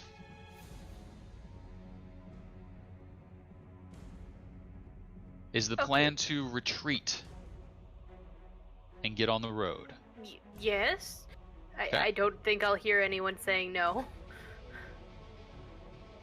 All right. Unless someone wants to say no to that, but I think that was the plan the whole time at this Okay, point, cool. was get the kids in the cart, get the wagons going, get the fucking hell out of Dodge. You get the kids in the carts, you get the wagons underway. It's slow going because it's midnight and it is dark outside. You don't want to use too much light, just enough for the horses to see where they're going, but you keep in motion. Eventually, hours later, dawn breaks. You have 15 children with you, all alive and relatively unharmed. where'd they come from? Verum speaks up, his face and skin burnt. They can find me anywhere. They're out to eliminate me. I know too much. But they're not going to rescue me, so I might as well tell you what I can. If you can keep me safe. So, who else thinks that I should just rope trick Verum the entire way inside the carriage? You do that? Inside a carriage, inside an extra dimensional space? Unfortunately, rope trick would be a single point in space, so it wouldn't be moving along with us. Correct. Gosh darn it. And I think I might have said acid when I meant poison. I'll get the right black dragon breath. I forget which one it was. But black dragon breath, whichever one that is. Dragon is acid. Acid. I think I said acid. Green is poison. Green is poison. It used to be chlorine. Now it's just poison. But yes, black dragon acid breath. And sometime later behind you, you did hear another pop and a very angry dragon screech as the shadow dragon returned to this plane. But it didn't seem to follow us? But it did not follow. Okay. As you're marching along and you have a little time to consider, could I have a Arcana check on shadow dragons? Yes, please. I assist since I studied dragon stuff when I was younger. Guidance. Absolutely. Guidance. So, that gives advantage if someone assists? Yes. Advantage and a d4, yep. So I should... Just roll with advantage. I got the do d4. that. Thank you. 31. Killing it. So, as you're thinking about it, as you're like, why? Why would they do this? You realize that the plan all along was likely for the shadow dragon to be what killed the children. Had it done so, 15 undead shadows would have been released. A small army of undead caused by its breath weapon. Ah! Gotcha. And it sinks in how very important that spear was. Oh boy.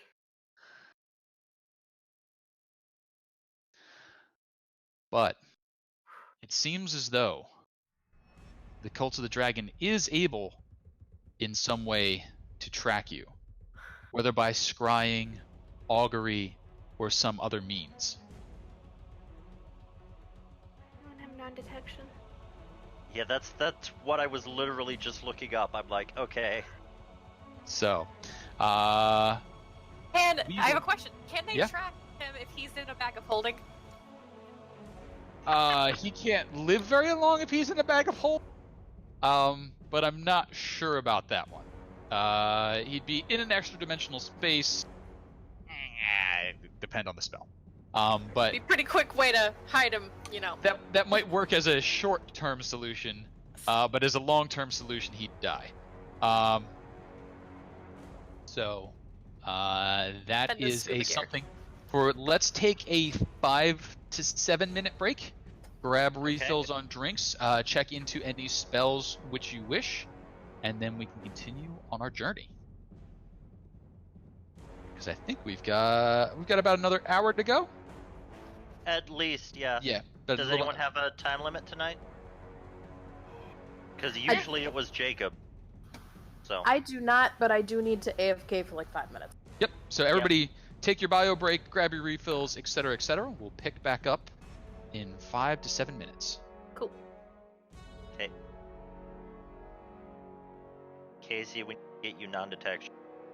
What's that? Sorry, other Kasey. Other one. Yep.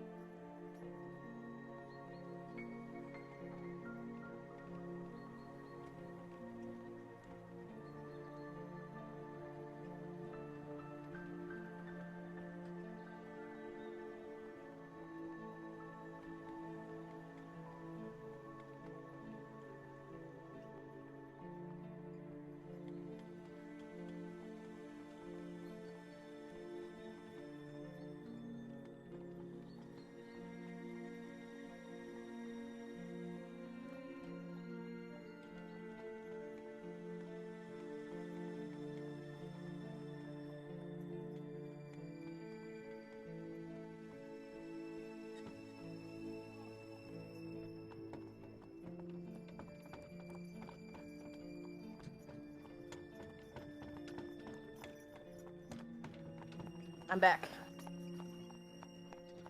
Hello. Hi.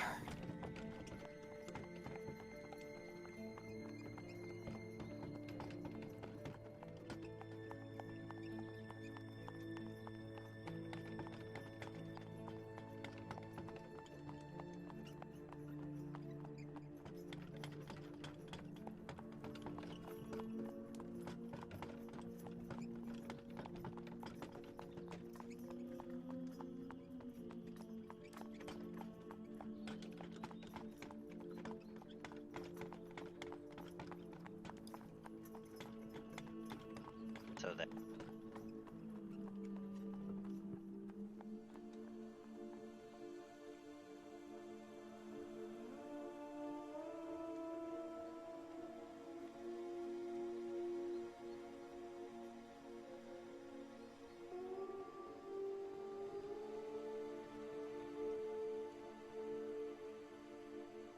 I'm back.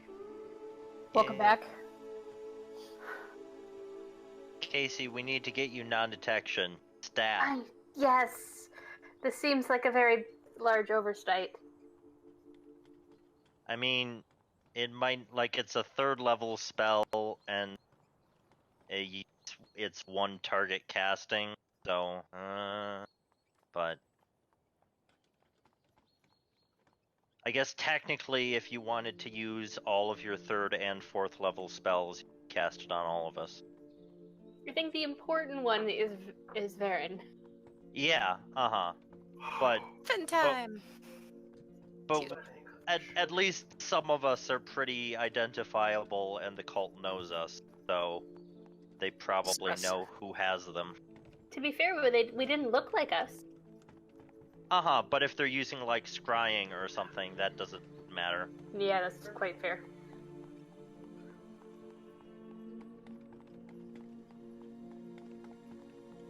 Between you, you have a fairly vast knowledge of the arcane, so you're aware that scrying is difficult just based on descriptions, that sort of thing.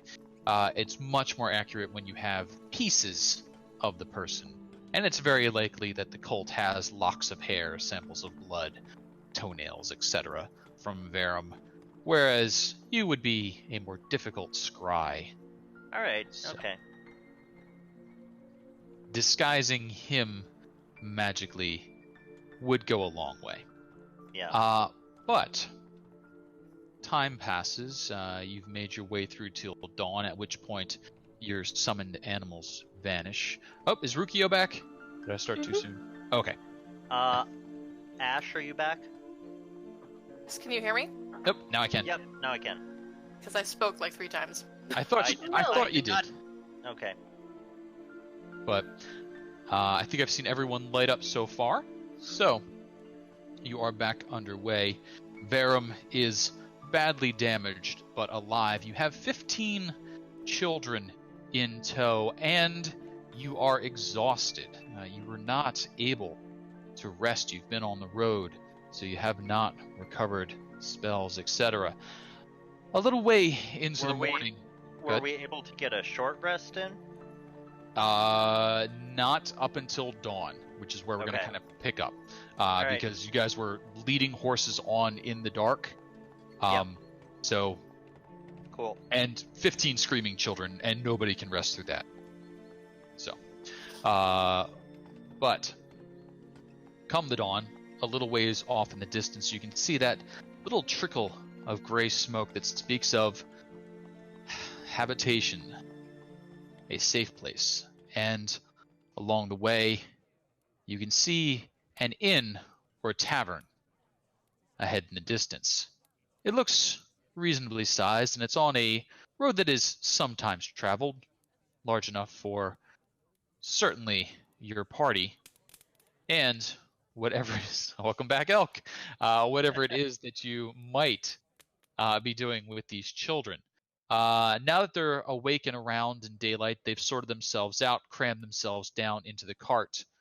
But they're 15 hungry mouths. Are they human? Okay. Are they human children?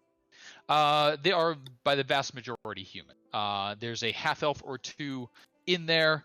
but without checking ears, it'd be hard to tell. There is one halfling, but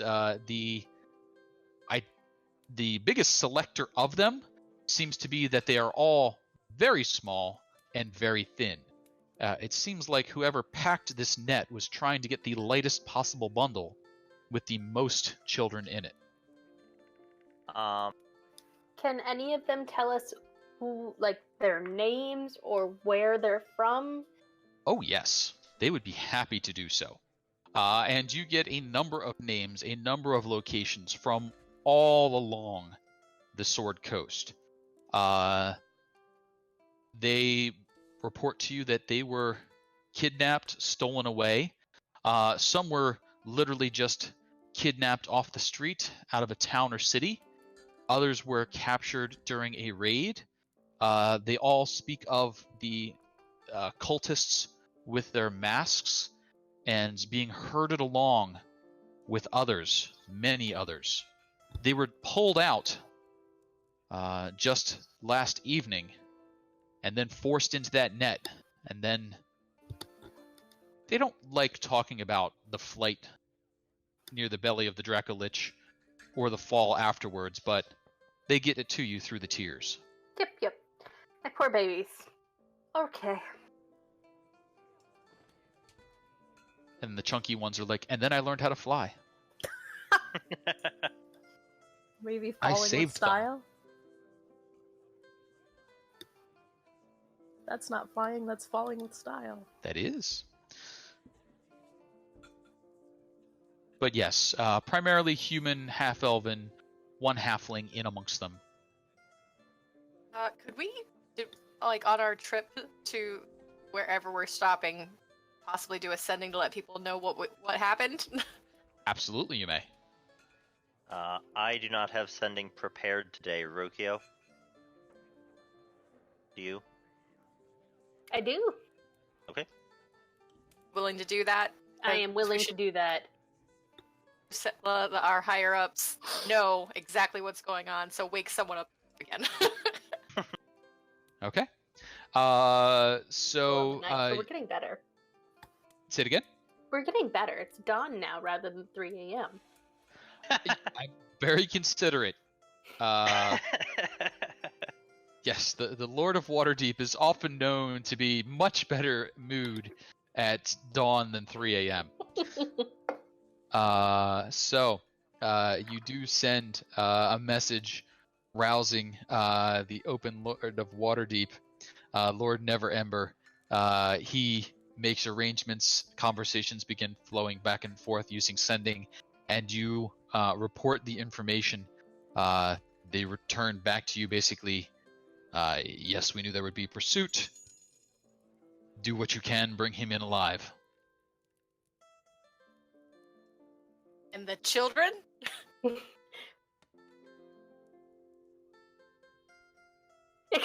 There's like okay. there's a long pause between that. He's like, and then eventually comes back. Well,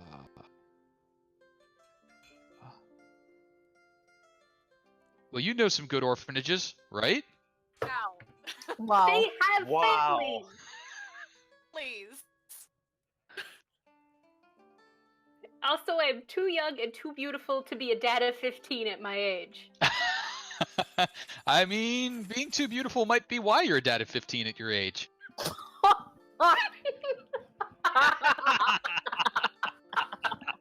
Said I was gonna say it. But yes, Lord Neverember seems to want nothing to do with 15 rogue children. But there might be other people that you could contact. This is the guy leading the charge, folks. This is the good one. Oh, goodness. Mm-hmm. I mean, he has people to deal with that, right? Yes, you have one of your people send No, some messages saying, have you lost a child to a cultist? So the feasibility of that seems limited, given what you know of the nobility caring what happens to the common people. Lord Neverember is not known for his... We could contact Leosin. You could contact Leosin. That seems like an imminently better idea. And the other cheerful guy that really likes Telaise, he seems nice and energetic. He is nice and energetic. No, he likes me, but he really likes Leosin. There is a Yep. little undertone there that may be true. Yes. His men really like me. Also true. So I mean, Me. these are all things that Has have it in been her pocket. established. She takes it out and she shows you guys. Like, no, they made a commemorative coin of my visit. There is a commemorative coin. But and that's actually, I believe, an invitation back and free pass into El Terrell, which is a very valuable commodity that replaces tons of paperwork. But at the moment, to the north and west, off the road, Don't A tell me tavern. that. I have also skilled in forgery.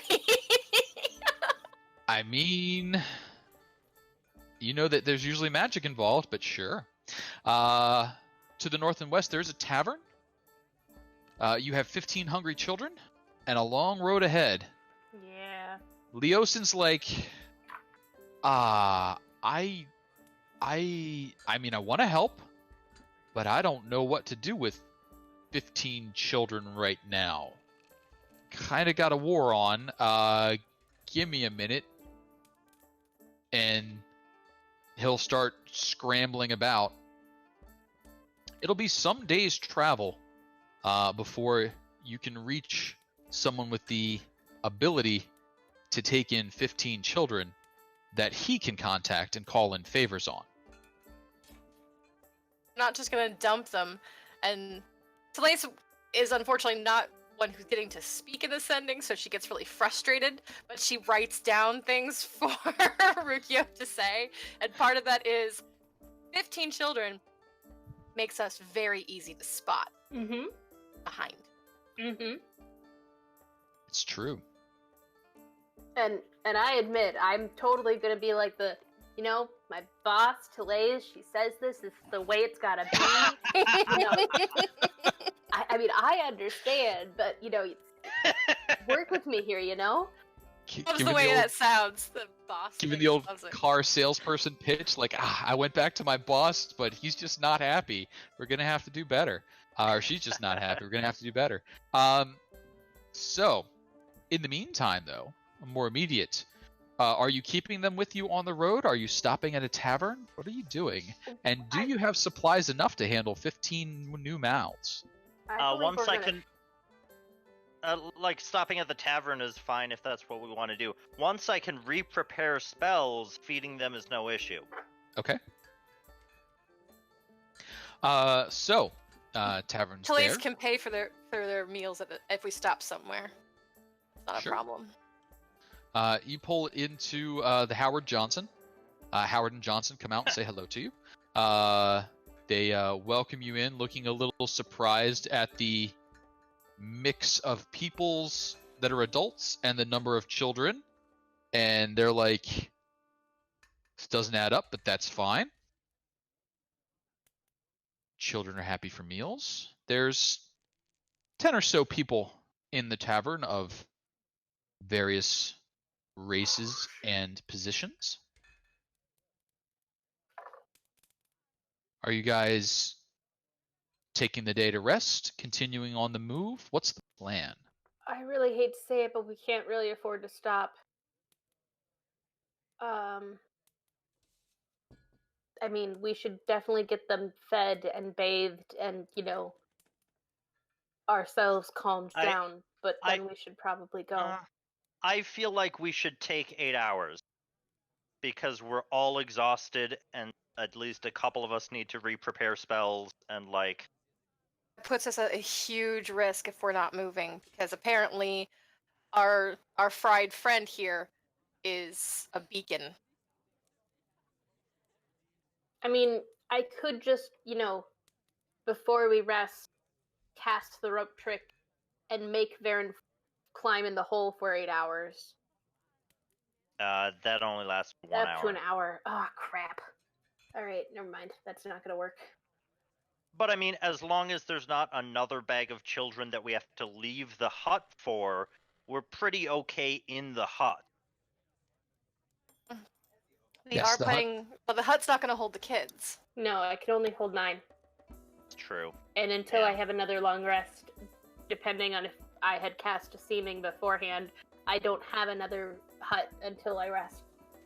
Well, no, it's a ritual spell, so if Oh, you it's take ritual, 11 that's right. minutes, yeah. Never mind. So it sounds like you were stopping for at least a little while. So as you make your way into the tavern, and as you bring everyone inside, everyone sort of looks over at you. Who is acting as the face person? And my job, I think. Yep. It may be. It was in the description, so It was in there. So how would you like to explain transporting 15 bedraggled children along the road? Unless someone asks, I'm not There going to are- volunteer any information about it. But There are- it's nobody's business. there are 16 children here. Thank you.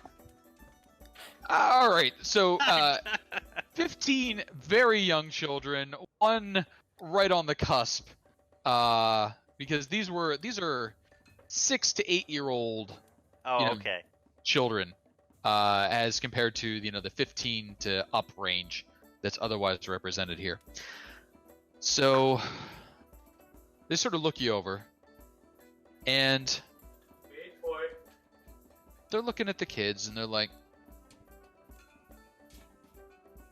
Do they think we kidnapped them? We didn't. Kind of kidnapped them, Dragon. We reverse kidnapped them. It's completely different. you The rescue.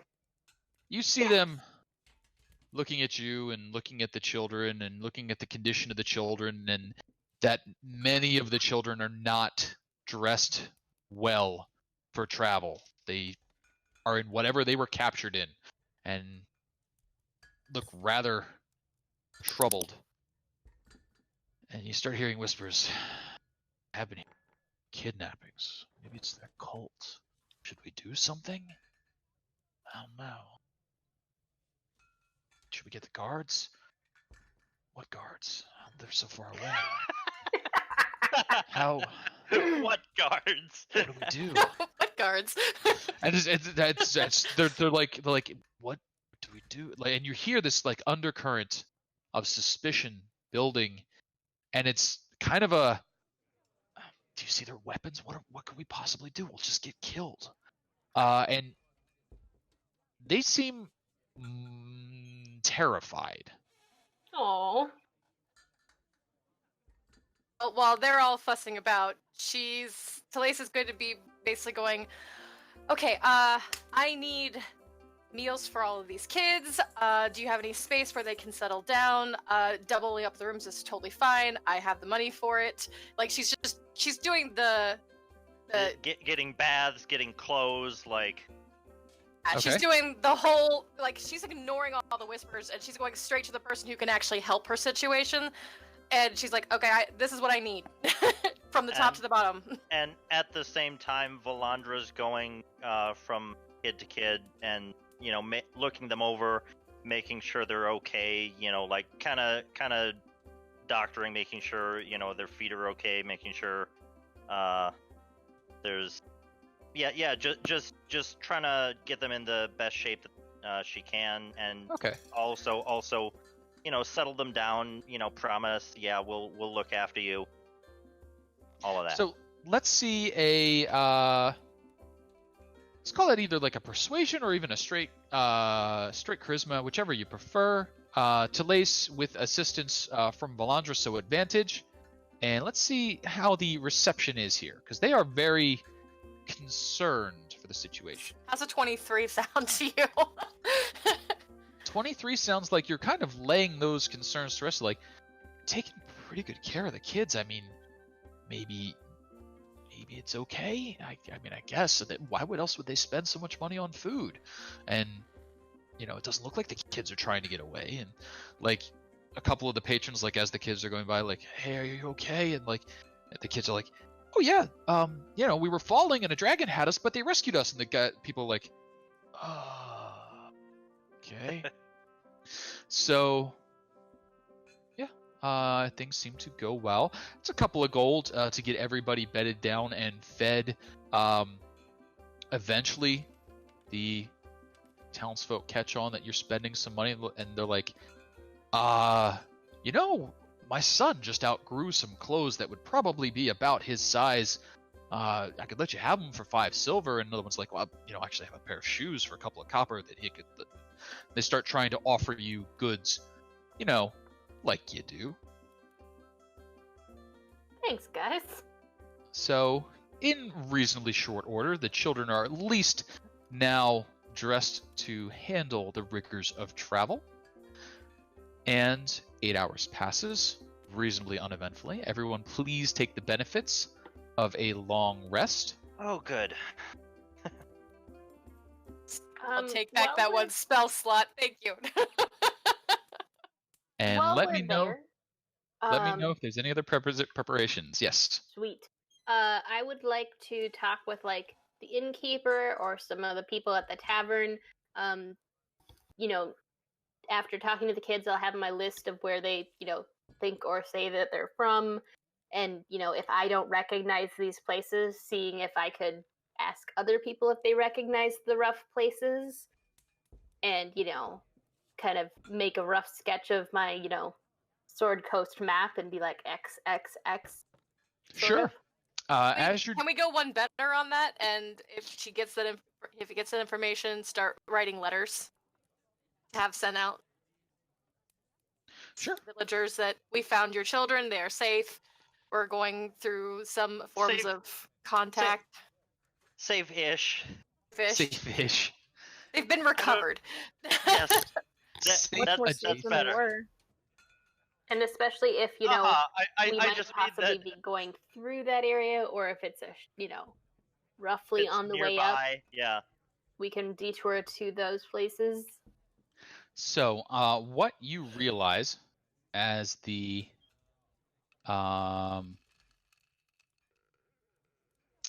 reports are made is that you are now in here at about the southern end of the High Moor, just about to make it onto the road and heading north. So you're just about there. That's where you first bumped into that tavern on the Tradeway. And the children all come from the north. So you've got some people over here, some people over here, some people over here, but not a one of them came from south of this area. Heading north, though, right? You will be heading north. You are heading north towards Waterdeep. But most of them are further north than Waterdeep. Mm-hmm. Which would make Darren our first stop. They are all from where you are now and north. So you've got some that were over from Dragonspear. You have a few that were in on homesteads on the moor. 1 or 2 that was up in Waterdeep. Some that were up in near the High Forest and Loudwater. And then not much further than that. Red Larch, Westboro, Tribor up there. Nobody up from way up here. But all north, none south.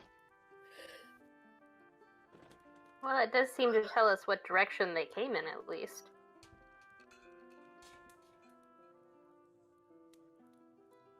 Right. Do the children know how long they were flying before they were so, unceremoniously dropped? That one's, so how long they were flying? They were flying from dusk until they fell. So close to 6 hours. 6 hours Ish. by dragon from where they were being kept. Correct. Which is a massive swath of area.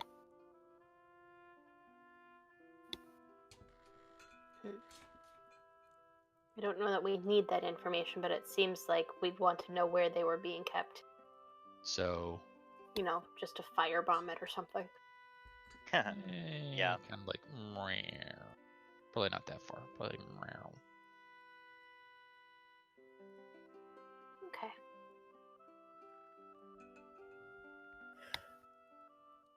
And you may not firebomb that large an area of the Sword Coast. No. Lord Neverember would be like, nope. I'd say it's within, executing the duties he told me to. Somehow. I feel. I just wanted to establish that as we interact with him, Telaise cares less and less about what Lord Neverember wants. Yep. Fair enough. He's just becoming more and more of an asshole. It's like, well, so it's the asshole we've got versus the asshole we could get. Lord Neverember, Tiamat. Lord Neverember, Tiamat. You can kill Lord Neverember. Yeah. That's pretty much where we're at there. So, 8 hours pass. It's now early afternoon. You have recovered hit points. You have recovered spell slots, etc. Is anyone preparing anything different and casting anything different at this time? I mean, I'm not casting it immediately, but I have re-prepared a couple spells. Okay. And I think there's a couple I'm going to trade out today. I have create food and water now. So I can create 45 pounds of food and 30 gallons of water for a 3rd level spell. We apply disguise to our guest, just because, Sure. We might be dealing with mundane people looking at us, so. Absolutely. Seeming is any number of creatures, so we can disguise the children too. We if we can, want. but they still have to be about the same body type and stuff. Halflings. Body type does. Yeah. That's fair. They do specifically say you can make them look fat or thin, but they have to be humanoid. Yeah, that's mostly humanoid, so I don't think that's an issue. So now instead of a cart full of children, you've got a cart full of plump halflings. Honestly, that looks I would say that looks pretty normal. They would play around, laugh, that sort of thing. Yeah, Sounds we're totally keeping Odalux up. That worked very well.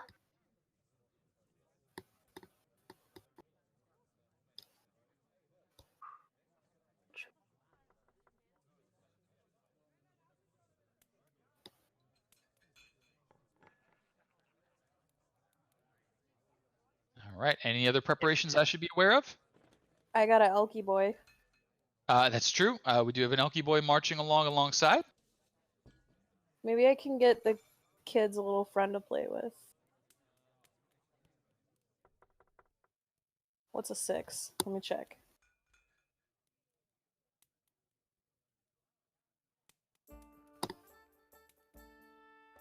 Also, Kasey, if you're going to be preparing, a 6 is a giant badger. If nice. Still going to be casting seeming, you probably don't need Bigby's hand prepared. No, I know. I'm looking at what else I got, thinking Rary's probably. And a dire wolf. Yeah. I don't think we get any but tiny Rary's friends. No tiny friends. No, No tiny friends. Only A big giant friends. badger, a dire wolf, and a giant elk. I think I did the opposite of calm them down and give them something fun to play with. Yeah. Oh, no. Can I make Varric's disguise make him look kind of like a druid?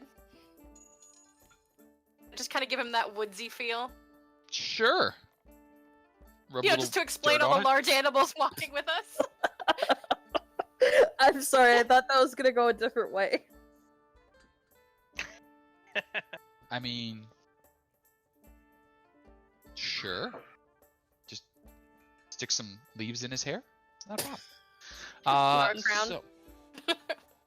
So, as you begin your travels, I am going to need 2 very important D20s as you make your way up.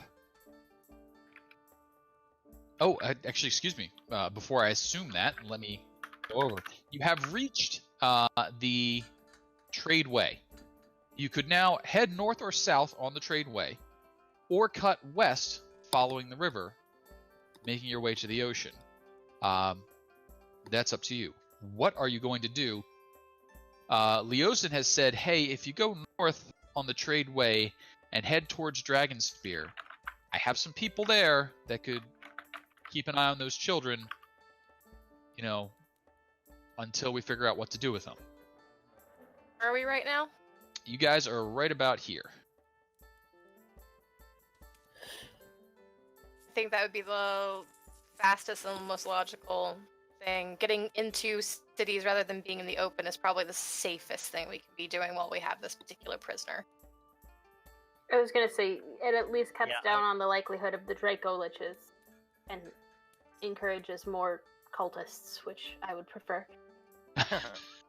I'd rather something small and squishy on the ground than a dragon that's undead in the air. Yeah, and I want to get the children to someplace safer as soon as possible, and I don't think we're necessarily safe as long as we're transporting Verum. And I hate to point it out, but they very well could be tracking the children the same way as Verum. Yeah. It's Could true. be. I think the chances of that are much slimmer because they could probably get more kids to kill. Legit. And I mean, the issue is that they can track us. It doesn't matter that they have really multiple choices in how they track us. So Having 15 children How- with us makes us highly vulnerable in general. How large of a town is Dragonspear? So Dragonspear, I believe, is actually a castle. I will get additional details on that. You're not actually heading to that town. You're just heading about 2 days north from where you are. So in and around that area there. Oh, okay. And there's a small outpost where Leosin has friends who can absorb 15 children for long enough for other people to come fetch and then start making their way back. Kind of the first thing he has to do, unfortunately, is confirm whether these children's families were taken or if there is someone to care for them back at their homes. As the sendings go back and forth, it seems that more and more families and people have been disappearing. So it's very possible that returning these children to their home would just be still leaving them orphans. But there's other things to pursue there. And Leosin assures you that, yes, of course, they will be taken care of. We have funds for this sort of thing. Certain people have been very charitable in their donations. I was gonna say they'd better have funds for this sort of thing. I've given them like 10,000 gold. Yes, funds have been put aside. The Warren for Unwanted Burdens commemorative fund. And oh look, there's space in the orphanage. But The worst. so you will, however, be passing through several towns along the way. You will be passing several folks, and that's where I'm going to draw it to a close this evening. I know we have a little bit of time left, but we skipped over a little chunk of content, which was fine. And you actually you resolved the dragons much more quickly than I anticipated. I thought you guys were going to be fighting some shadows for a while. So I do need to prep the next area for you, which will be getting Verum through some populated areas, which you've already correctly identified will put you in confrontation with cultists, but keep you a little bit safer from the 3 dragons that are tracking you. So, congratulations. You have had the benefits of a long rest, and you have completed this leg of your journey. Do please go ahead and consider yourselves to have your next level and start leveling yourselves up. Nice. I will get you the correctly tracked experience, but it was enough to put you up over the edges. So I'll get you that information in just a little bit. So when we come back again, please have your additional level ready. Change out spells, add spells as necessary, and you will be heading into town at that time. I will get you the information on the first towns you'll encounter because I believe Dragon Spear itself is just a castle and may even be an abandoned one, but I'll get the right info. All right. Because we are a half a session ahead of where I thought we were going to be, because I'm bad at time. Ooh, efficiency. Efficiency. And boy, that was a well-placed sphere. Just I am saying. really Very interested that you gave me that, because I was expecting half of them to still die. Nope. Also, played it. I'm glad that we decided for you to take me over there so I could heal them. Yes. Yes. And also be able to take that hit and heal you. Because I think I'm the Yes. only one besides Mord with 80 hit points to spare. Yeah, that was some well set all around and good plays. So we will pick up and run from there. If there's anything you all like to do as you pass through towns, please make a couple notes for yourselves or shoot them over to me. I'm not sure how distracted you're going to want to get, but if there's any equipment or any effects that you need to pick up, we'll run with it from there. I think we're going to be trying to get Ruqiyo a scroll of non-detection that she can learn. If there's any arcane things, if we ever reach anyone who seems to be arcane in nature. Sure, I will check in. Thanks for pointing that one out. I will double check in to see how available that will be to you on the quick. Yeah, I'm not expecting that in like all of the small town stuff, but like the first larger city we come to, or like if it happens to be in a small town. Yeah, I was gonna say, or if I could have like Leosin or something, someone like get it and send it towards us. I suppose also, you just leveled up, so if you wanted, that could be one of the 2 spells that you learn. Yes, you know what? That might be a very good idea. That would guarantee availability for you. Excellent. So on that note, thanks everybody for keeping an eye on us. Game Puff. Do we know who Game Puff is? I've seen the name a few times. Game Puff Graphics. Ah, okay. Thank you. And for that one, we will head out from there. Glad you enjoyed the stream. We will see you back with this group in 2 weeks. Next week, we will be with the group that is up north, dealing with the after effects of defeating the simulacra of a white dragon.